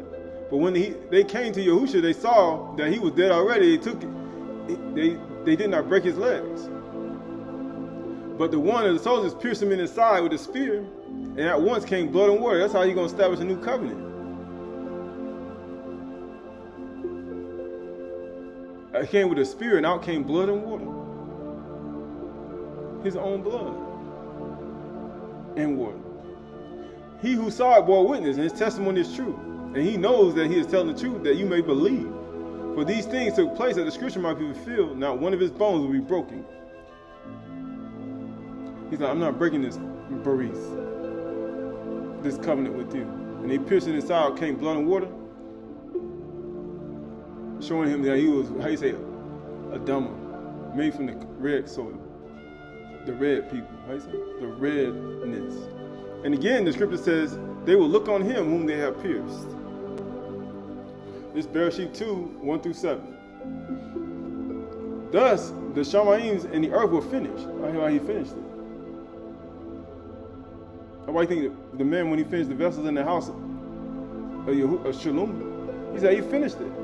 And all the hosts of them. And on the seventh day, Yahuwah Elohim finished his work that he had done, and he rested the Shabath on the seventh day from all his work that he had done.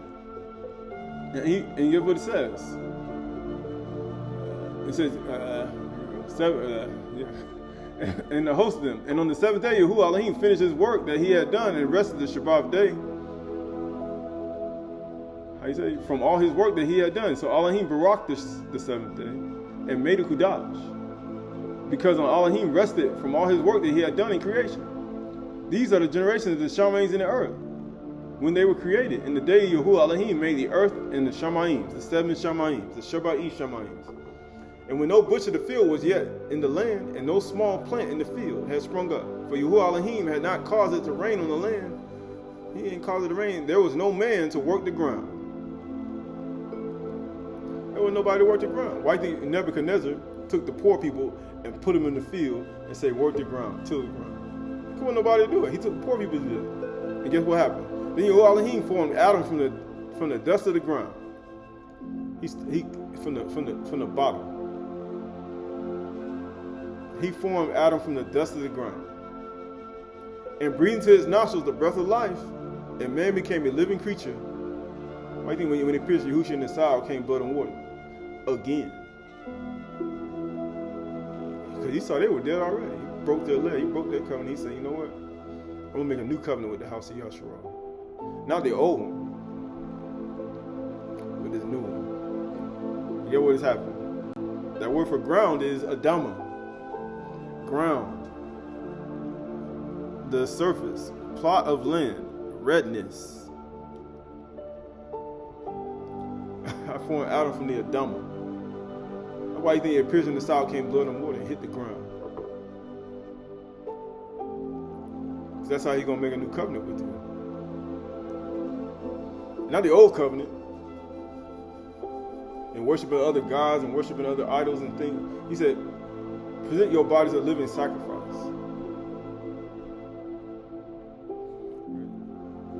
Present your body a living sacrifice. And he said, the son of Adam be lifted up. I'm going to draw all people to myself. Why do you think he was lifting himself up above the court? The only reason he was lifting himself above the court, so your eyes may longer be on the other king, Nebuchadnezzar. Your eyes will be on him.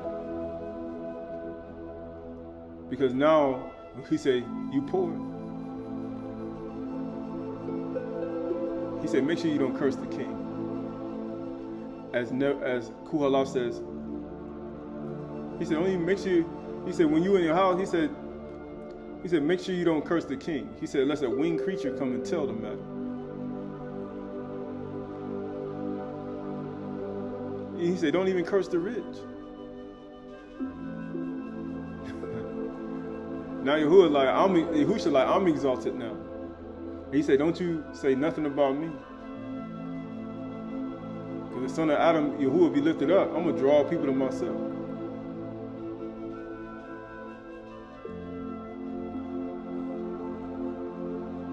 As Ecclesiastes said. This Bereshit 37, 9-11. Then he dreamed another dream, and he told it to his brothers. And he said, behold, I have dreamed a dream. Behold, the sun, the Shamash, the moon, and the 10 stars were bound down to me. Isn't that what Yusuf said? Amazingly, Yusuf was in second in command in Mizraim. He was above all the other kings in Mizraim. And amazingly, how many people on the court? 10. 5 on the north, 5 in the south. He said he got 10 people on the court. And amazing, on the court, everybody bowing down. But Yusuf say, he gonna be bowing unto me. Why do you think they say at the name of Yahushua, every knee gonna bow and every tongue gonna confess that Yahushua Mashiach is master to the kabod of Yahuwah, not these other people. They not the master. He's the master. It says verse 10 says, but when it was told his fathers and his brothers, his father rebuked him and said to him, what is this dream that you have dreamed? He's like, what you dreaming? So your mother, your brothers, indeed bow ourselves to the ground before you? And his brothers were jealous of him. And what poor people are to the rich. They envy. Why do you think that in the testament of Zabulon, he told you to pray for perfect, or testament of God, he said pray for perfect prosperity. If somebody is rich, he said make sure you pray for perfect prosperity so you won't get no envy and jealousy in your heart. And he said if they rich and they got it from evil means, if they repent, he said you must forgive them. So either way it go, he got everybody. Whether rich and poor together, both low and high, rich and poor. He got everybody.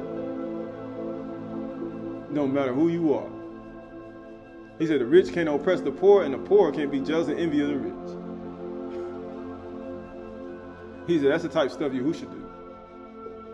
In verse 11 says, and his brothers were jealous of him, but his father kept the saying in his mind. He's like, the seed was sown, and when the seed is sown in your mind, he wasn't like Nabal and railed at his own son.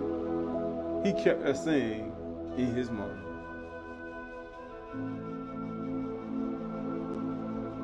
It's 2 Timothy 2:4-7. No soldier entangle himself in civilian pursuits, since his aim is to please the one who has enlisted him. An athlete is crowned unless he competes according to the rules. It is the hard-working farmer who ought to have the first share of the crops. Think over what I say, for Yahuwah will give you understanding in everything. When the actual people went to farm the crops for Nebuchadnezzar, you think they got the first share of the crops?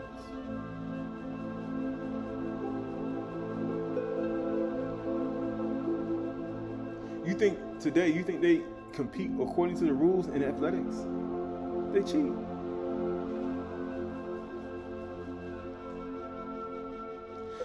First Corinthians 9, 27 through 20. 1 Corinthians 9, 24 through 27. It says, "Do you not know that that in a race all the runners run, but the one receives the prize? So run, that you may obtain it. Every athlete exercises self-control in all things. They do it to receive a perishable wreath, but we an imperishable. So I do not run aimlessly, and I do not box at beating the air." He said, I ain't boxing to beat the air. I know what I'm doing. "But I discipline my body to keep it under control, lest after preaching to others, I myself should be disqualified." He said, you get a penalty. And that penalty in the next life will be death. You'd be like the rich man talking to Abraham and Lazarus.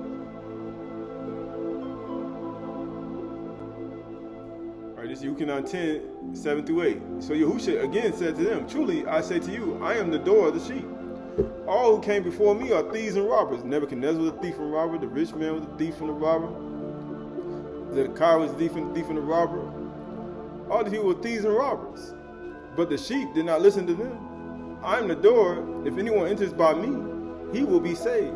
Why do you think Abraham's door was always open? And he gave them food, clothing, gave them all their needs, and then he told them about Yahuwah, and he sent them on their way.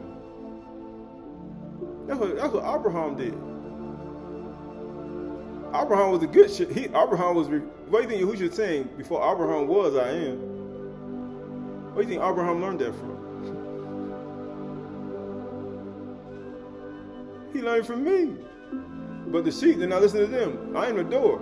If anyone enters by me, he will be saved and will go in and out and find pasture. And then that's what he did to Abraham's house. They went in, came out, got food, went out, went back out. He did this for his whole life. The thief comes only to steal, kill, and destroy. Isn't that what Nebuchadnezzar did? And Nebuzaradan and evil Murdoch.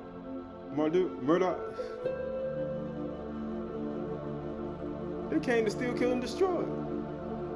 I have come that you might have life and have it more abundantly. Why do you think they came in? He said, I can't even my life. Then they take all your stuff. Then they take all your ball games.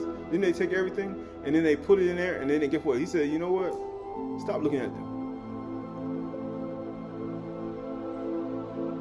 He said, look at me. And who should say, look at me? Forget them. Do what I say. Don't do it. He said, don't listen to them. Do what I say. If the son of Adam be lifted up, he said, I'm going to draw people to myself. Verse 12 says, he who is a hired hand is not a shepherd. He who does not own the sheep sees the wolf coming and leaves the sheep and flees, and the wolf snatches them and scatters them. He says, the son, look at me. And who should look at me? That's what they did. They saw the wolf coming. Some of the people saw the wolf coming. They ain't say nothing. And they scattered everybody out of their land.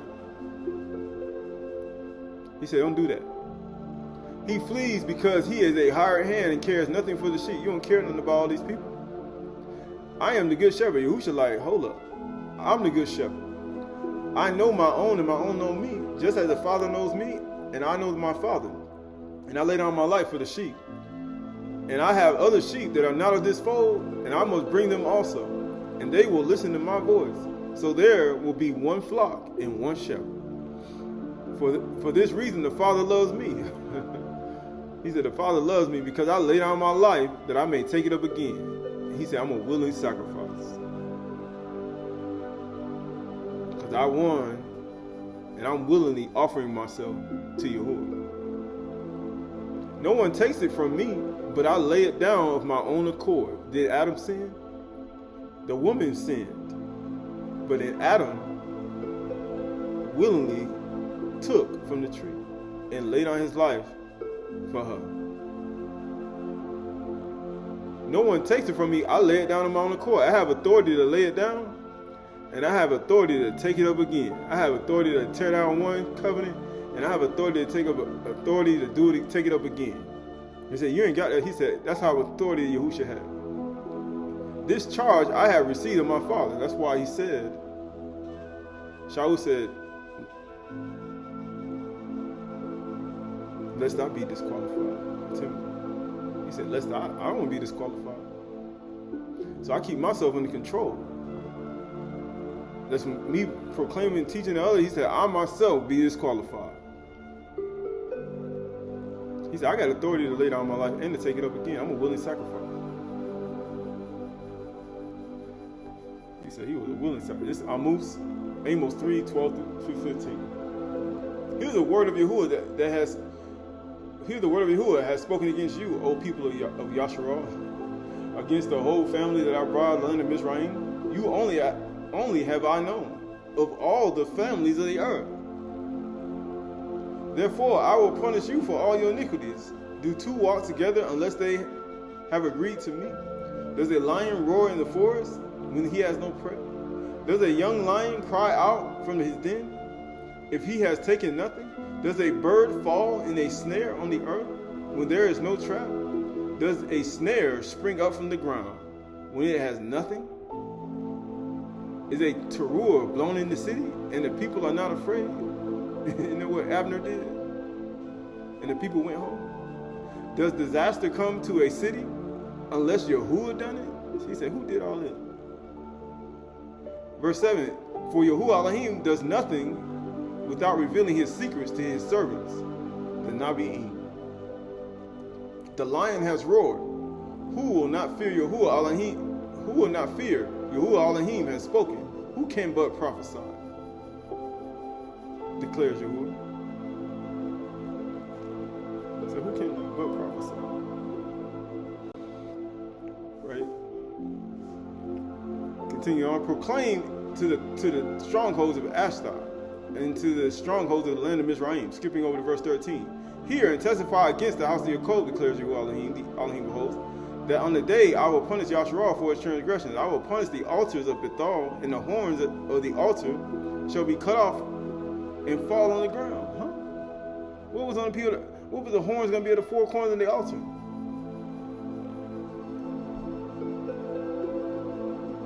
They got to be at the four corners of the altar. Verse 15, and I will strike the winter houses. Huh? What house? What we in right now? And I will strike the winter houses along with the summer houses. The houses of ivory shall perish. Isn't that what he did? Nebuchadnezzar did all them rich houses and big great houses they built. He tore them houses down. The great houses shall come to an end. Isn't that what Nebuchadnezzar did? He did that to their houses. Why do you think Yahusha said, destroy this house, and one day I'm going to build it back in 3 days? He said that. That's what he said. He said he was going to do that. And that's exactly what he did. And get what it says. The great houses shall come to an end. That's why when the temple, the earth shook in Matthew 27, he said, the centurion saw, he said, surely he was the son of Yahuwah, because the whole temple was written too. The house of Yahuwah that Shalom built by her wisdom, Hakmuth, was torn in two. Because wisdom, Hakmuth, built a house and hewn out 7 pillars. But folly tears it down with his own hands. That's why Yahusha's own hands were stretched out with nails in his hands. And that's why the folly that you had tore the temple in two, and not even knowing that's what he did to you. Folly tore it down with his own hands. Now you say both good in building the house and evil.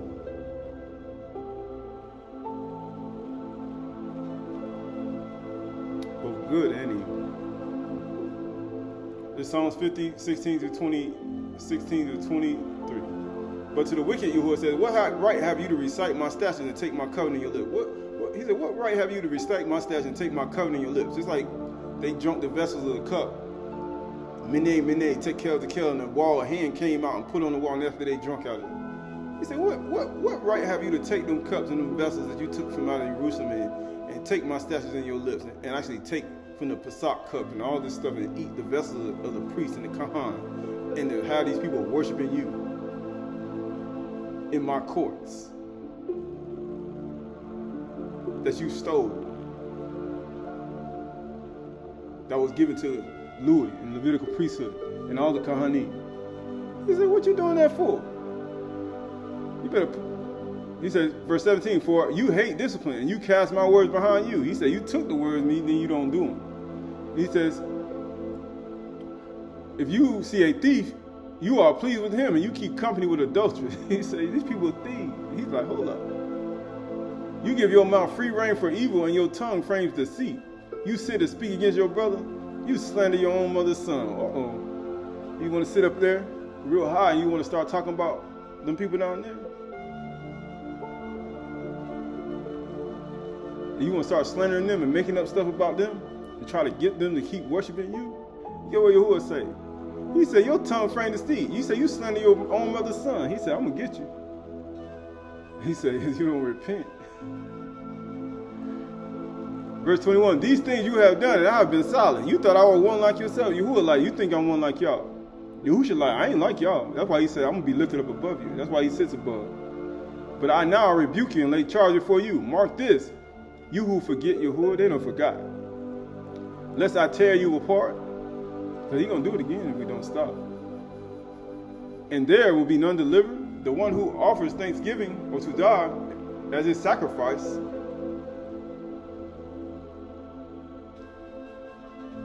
To one who orders his way rightly, I will show him the salvation of Yahuwah. Right? This is the book of Galatians, chapter 5, 7 through 15. You were running well. Who hindered you from obeying the truth? He said, you were running well. Who hindered you from obeying the truth? And he said, not oppressing the poor. Who hindered you from not setting people out of prison? As even Murdoch did. He set a man out of prison, and he gave him allowance for all the things that for all the days of his life.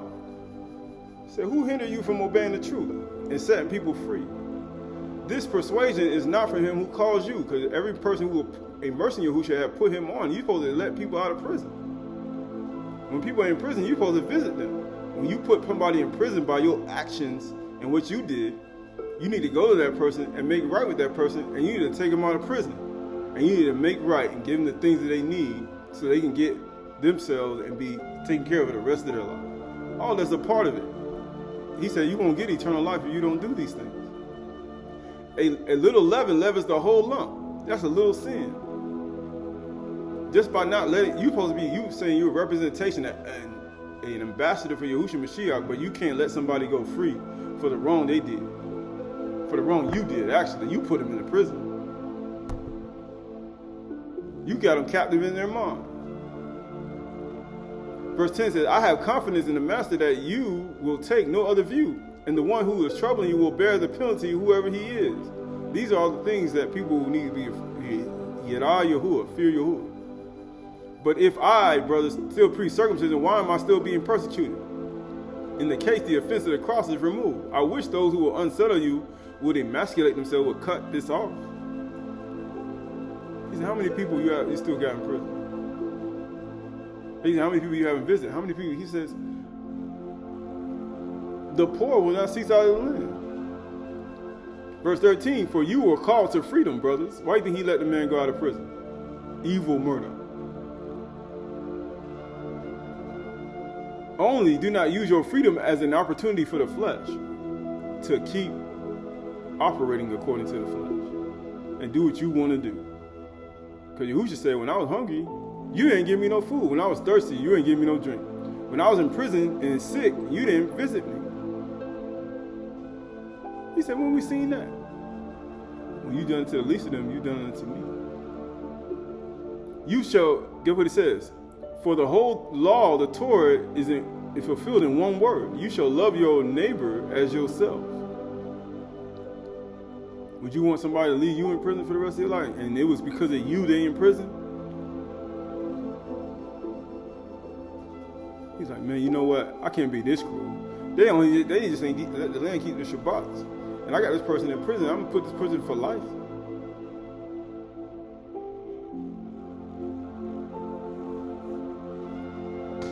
Verse 15, but if you bite and devour one another, watch out that you be consumed one of another. He said, nobody can curse the poor. Nobody can curse the rich. Nobody can even curse the king, Yahushua Mashiach. Matter of fact, you can't even be jealous of the rich. And the rich can't oppress the poor. Not in Yahushua Mashiach, you can't. You can't even you can't even curse the rich in your house. You can't even curse the king in your house. You can't do none of that. You got to pray for perfect prosperity if somebody becomes more rich. They can't take none of that stuff to the next life. Because that's profitable for you. And if they got it by evil means and they repent, you must forgive them. He said, what people have laws so right? Have Yahuwah so close to them?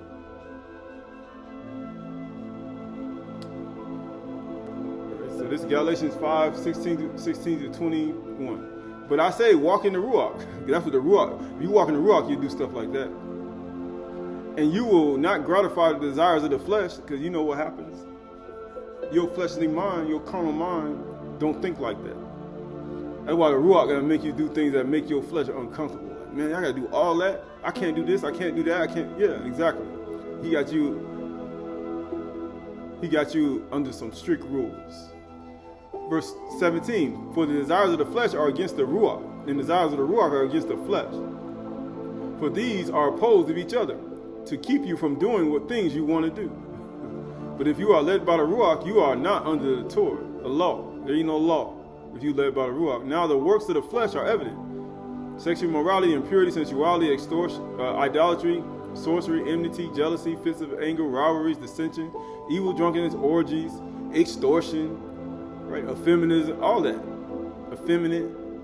There's a lot more, but and things like these, because they got umbrellas. Stubbornness, pride, arrogance, fits of anger. I warn you, as I warned you before, that those who do such things will not inherit the kingdom of Yahuwah. He said, you prepare for Satan in this Malachi.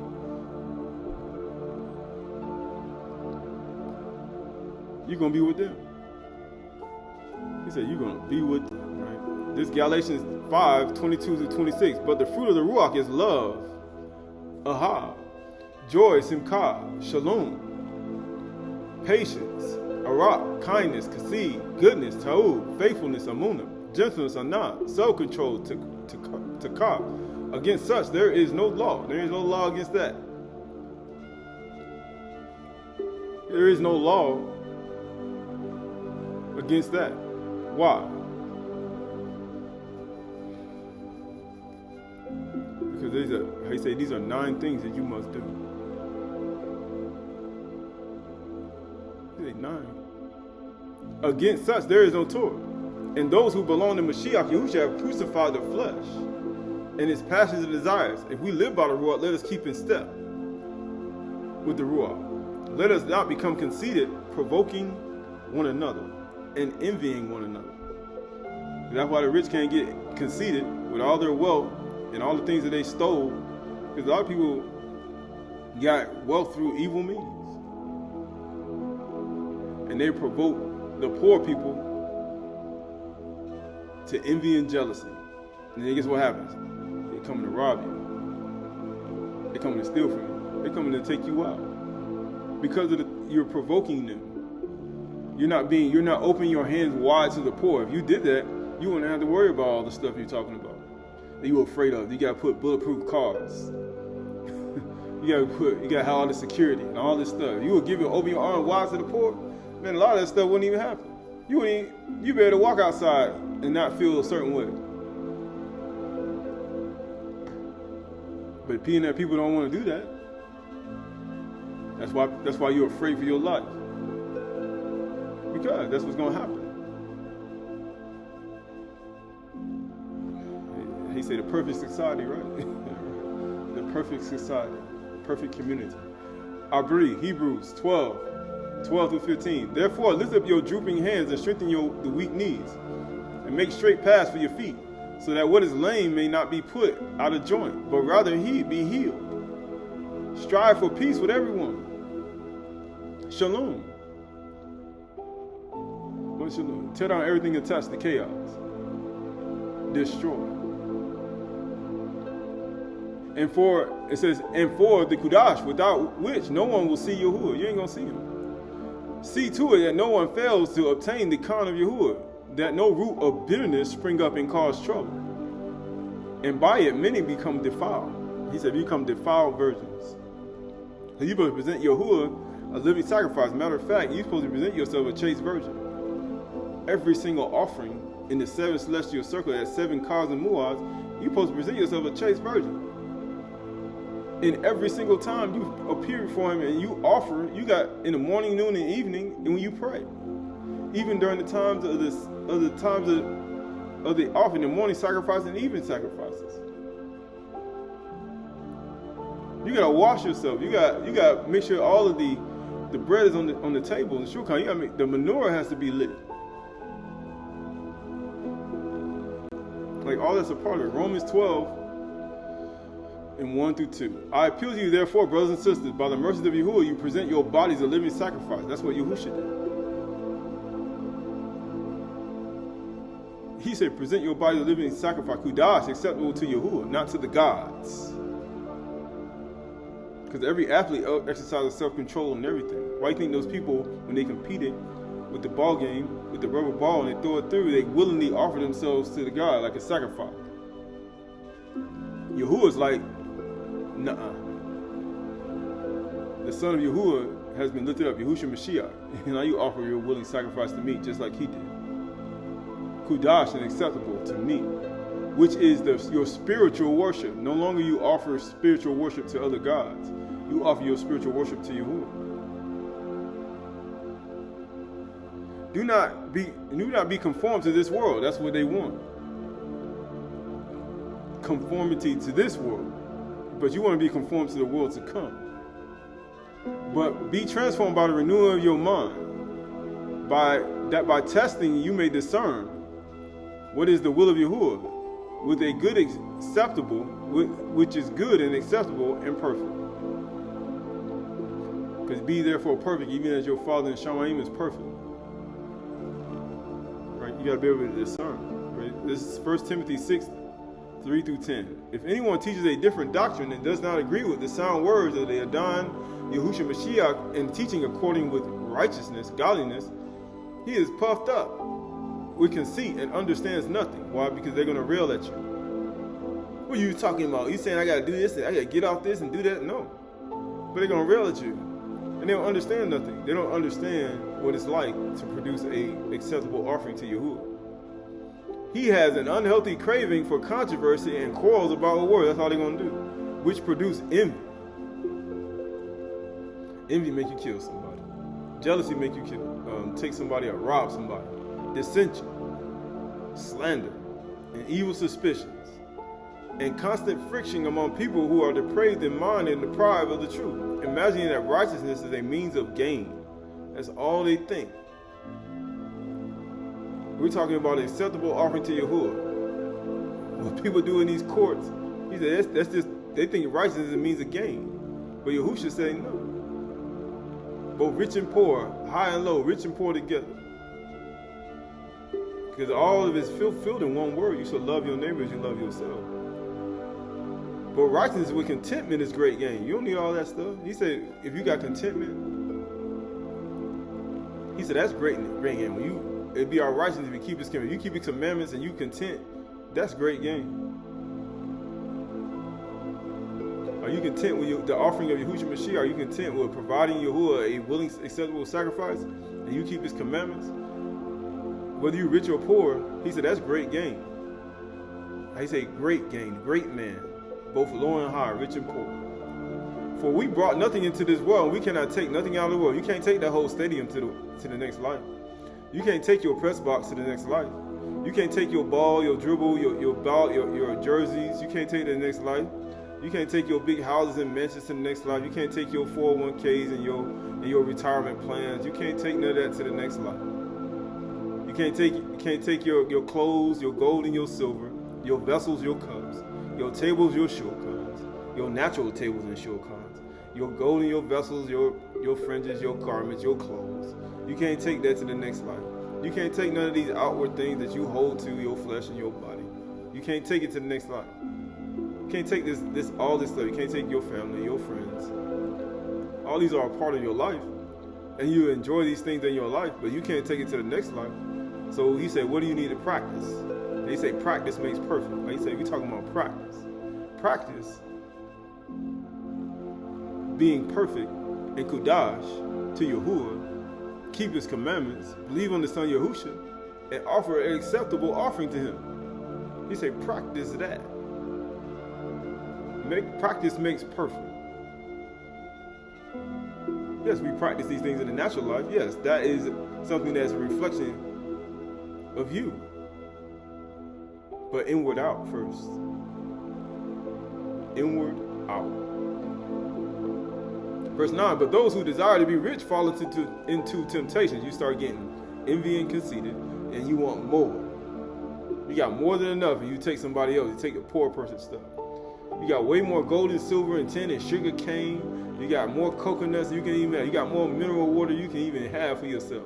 You got more things than you can even have. More lands, and you bought all the land, bought all the stuff, took the gold. You got way more than enough. You got billions and quintillion dollars, sextillion Googleplex money. You don't got enough. What you need more? What you need more for? What else you need?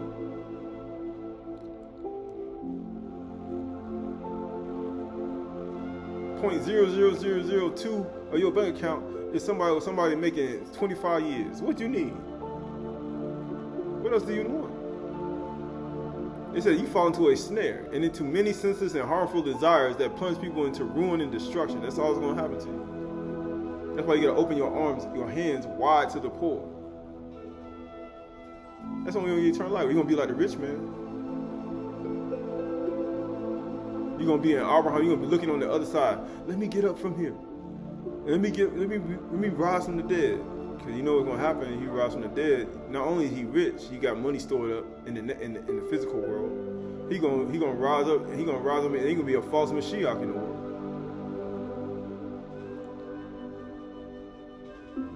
He said, I ain't gonna let that happen. You stay right there.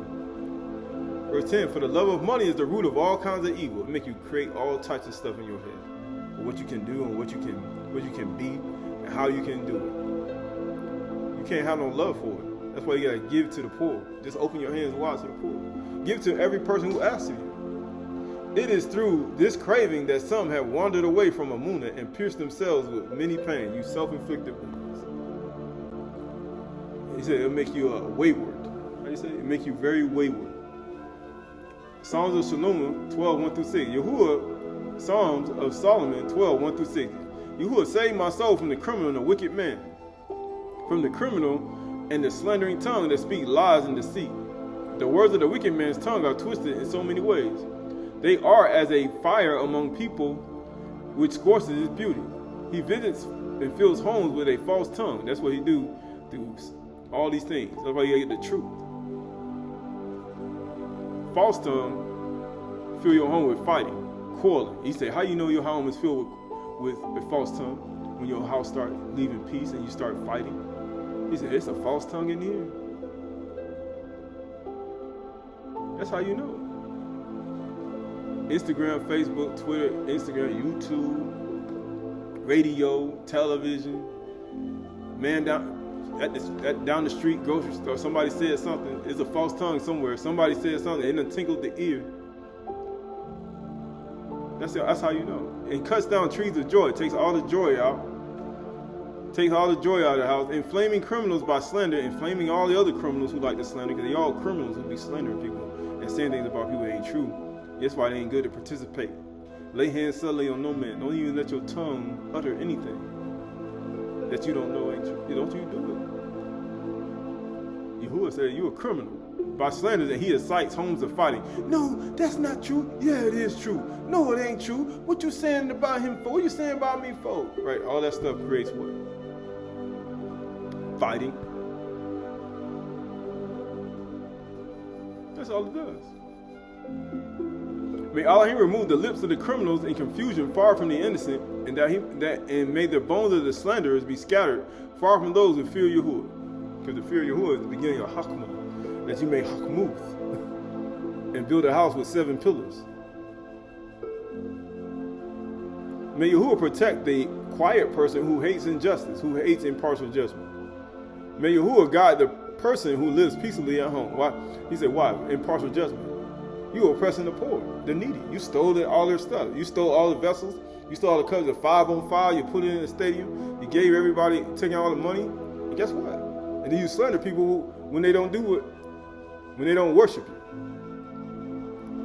We give you the praise. When he said give Yahuwah the praise, let Yahuwah offer.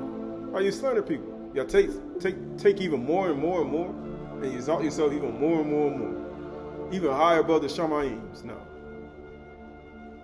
He says no.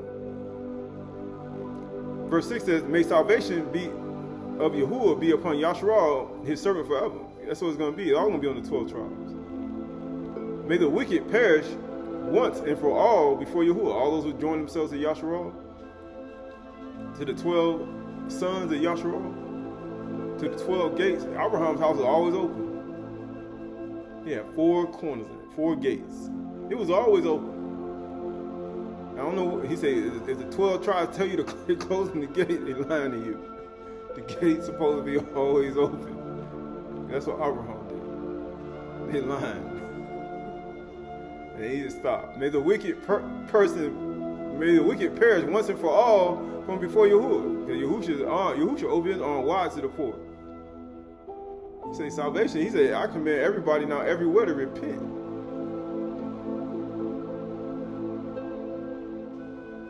And may Yahuwah devout inherit Yahuwah's promise. Right? We almost finished. This is a Nazarene Ashar'y the Shalakim. Suggestion of the old serpent. Above all, therefore, you ought to understand the deception of the old serpent and his cunning suggestions, who deceives you as it were by prudence, as by sort of reason creeps through your senses, and deceiving you a great gain. He really love that righteousness. He think righteousness is a gain. Boy, he come to get that money, that gold, that silver. He come to destroy, take your stuff.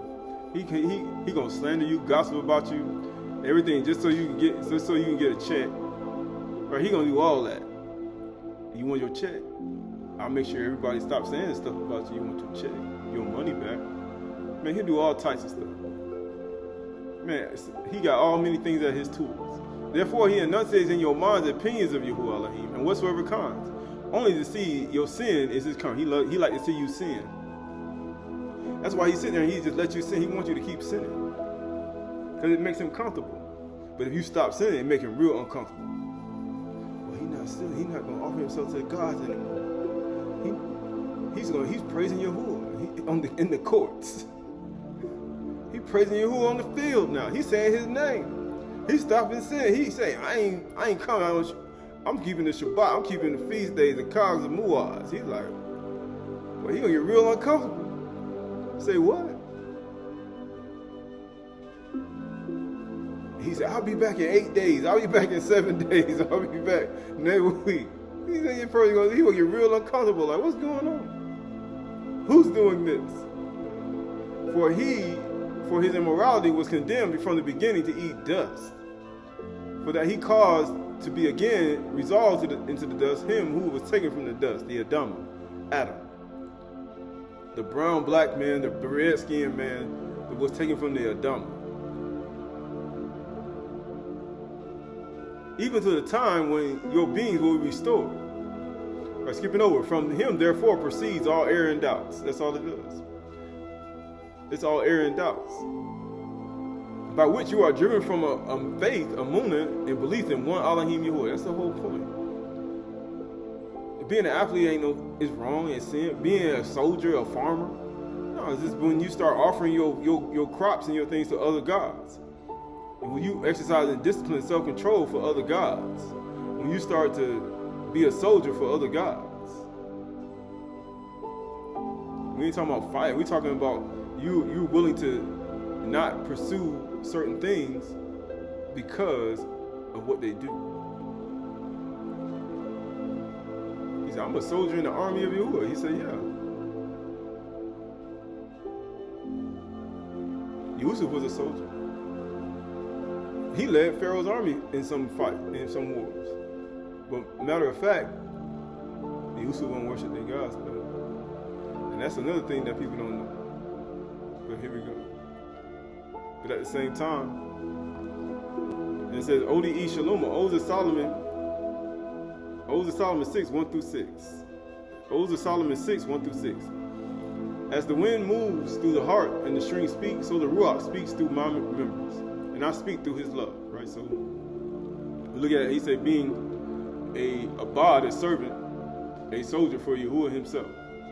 Right? It says, for he destroys whatsoever is foreign, and everything is of Yahuwah. Why? Any foreign gods, anything that's strange to him, he said, Yahuwah wants to destroy, that he'll be your only and one true Elohim. For thus it has been from the beginning, and will be unto the end. The same way it was in the beginning,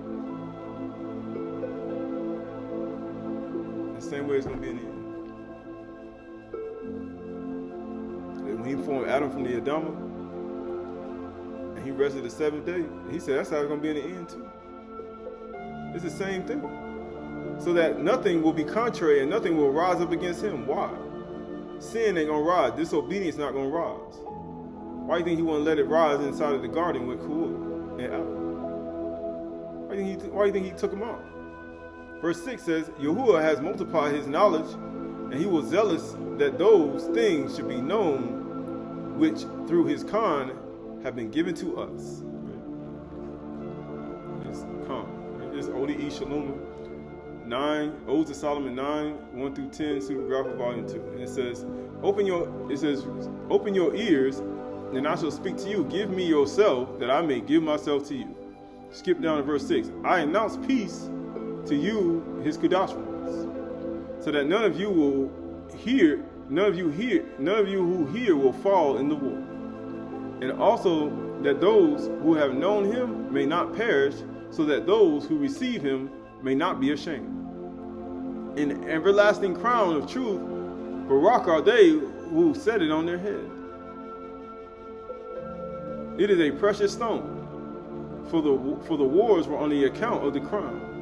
That's the only reason you coming. They coming for you. When you at the crown of life, and you at the top, the pinnacle, you're going to get wars. When you a king and a ruler, and you righteous, and you Barak, you're going to get wars because the war going to come because of the crown you have on your head.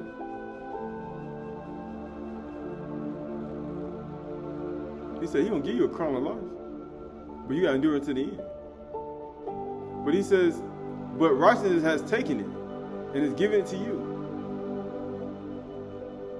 Put on the crown in the true covenant of Yahuwah. Why do you think Yahushua, with piercing the side, came blood and water?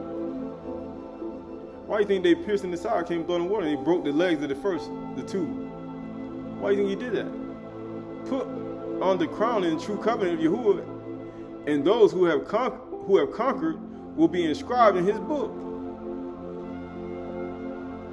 He said, so the only way I'm gonna get inscribed in his book, I gotta get to the point where I'm a ruler, a king, a ruler, a crown of righteousness on my head. Yeah, you gotta get to the top of the Keter. You gotta get to the Keter, Kathar. Verse 12, for their book is the justification which is for you, and she sees you before her and wills that you would be saved. This last thing, Odes of Solomon 25, 1 through 12. I was rescued from my chains. O.D.E. Shalom, 25, 1 through 12. I was rescued from my chains, and I fled unto you, O my Elohim. I think it's 2. Here we go. I'll fix it. And it says, because you are the right hand of salvation and my helper. What month is this? This is the 10th month. Open right hand, attainment, gain. Because you are the right hand of salvation and my helper. You have restrained those who rise up against me, and they did not appear again. Because your face was with me, which saved me by your calm. But I was despised and rejected in many. Verse 5 says, but I was despised and rejected in the eyes of many. Why do you think they say Yahushua was despised and rejected by men? A man acquainted with grief. And I was in their eyes like lead. Something you do not want in your body. And I acquired strength from you and help. A lamp you set for me both on my right and my left, so that there might not be in me anything that is not light. Amazingly, when Shalom had the altar, when he finished everything, he had 10 lampstands. 5 to the north and 5 to the south. And amazingly, you see 10 tribes, right, that Yusuf said we're going to bow to him. And you see right here, verse 7, a lamp you set for me both to my right and my left, so that there might not be in me anything that is not light. Because Yahuwah is light, and in him is no darkness at all. And I was covered with the covering of your Ruach, and I removed from me my garment of skin. That's why he says he gave up the Ruach. When he cried out again, he gave up the Ruach. Because your right hand raised me and caused sickness to pass from me.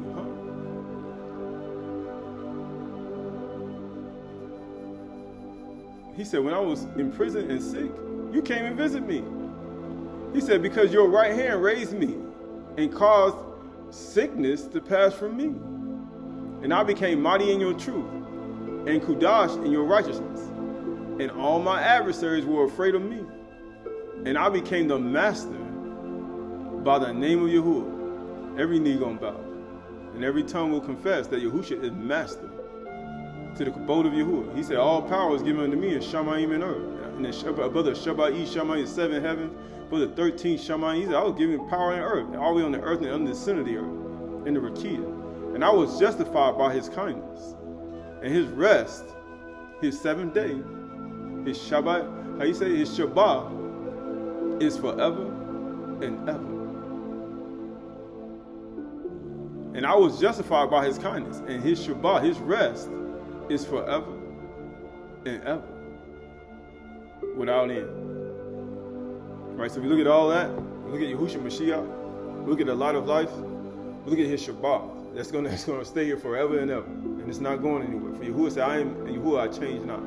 Just like the 7 celestial circles, just like the 7 menorahs, the 7 nears on the lampstand, we look at all the light continually burning on the inside of a human being. And along with not offering ourselves to other gods and the criminals and the slanderers, the ones who feel the works of the flesh, but to yield ourselves over to Yahuwah continually.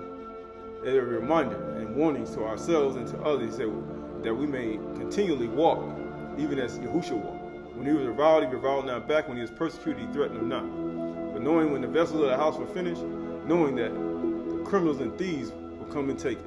Even when you're defrauded, even as Abraham was, he still made sure that he still acquired the wealth, that he could continue to live on, even though with his adversaries all around. Knowing that we must live according to Hakmah, Chmuz, in ourselves, that we may build a house and hewn our 7 pillars within ourselves, that our lamp may continually burn and we may build a house to Yahuwah. For Shamayim is my throne, the earth is my footstool. And Yeshayahu 66 said, what Ba'ith, what house will you build for me? For you will only tear it down with your own folly. And that rhymes too. For we look at ourselves, we look at our truth, we look at the truth that's within. And we know that the truth will make you free. And there is nothing hidden, nothing secret, and nothing hidden that will not be known, especially in these times. For we must keep ourselves in perfect understanding and in perfect mind and in perfect will. And he said, just like he said, the rich and the poor meet together, and Yahuwah is the maker of us all, knowing that we should not even oppress each other, whether rich or poor.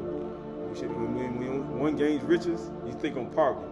And when you're impoverished, you pray for perfect prosperity, that the other, you may not have envy and jealousy in you and be provoked to do something according to the flesh.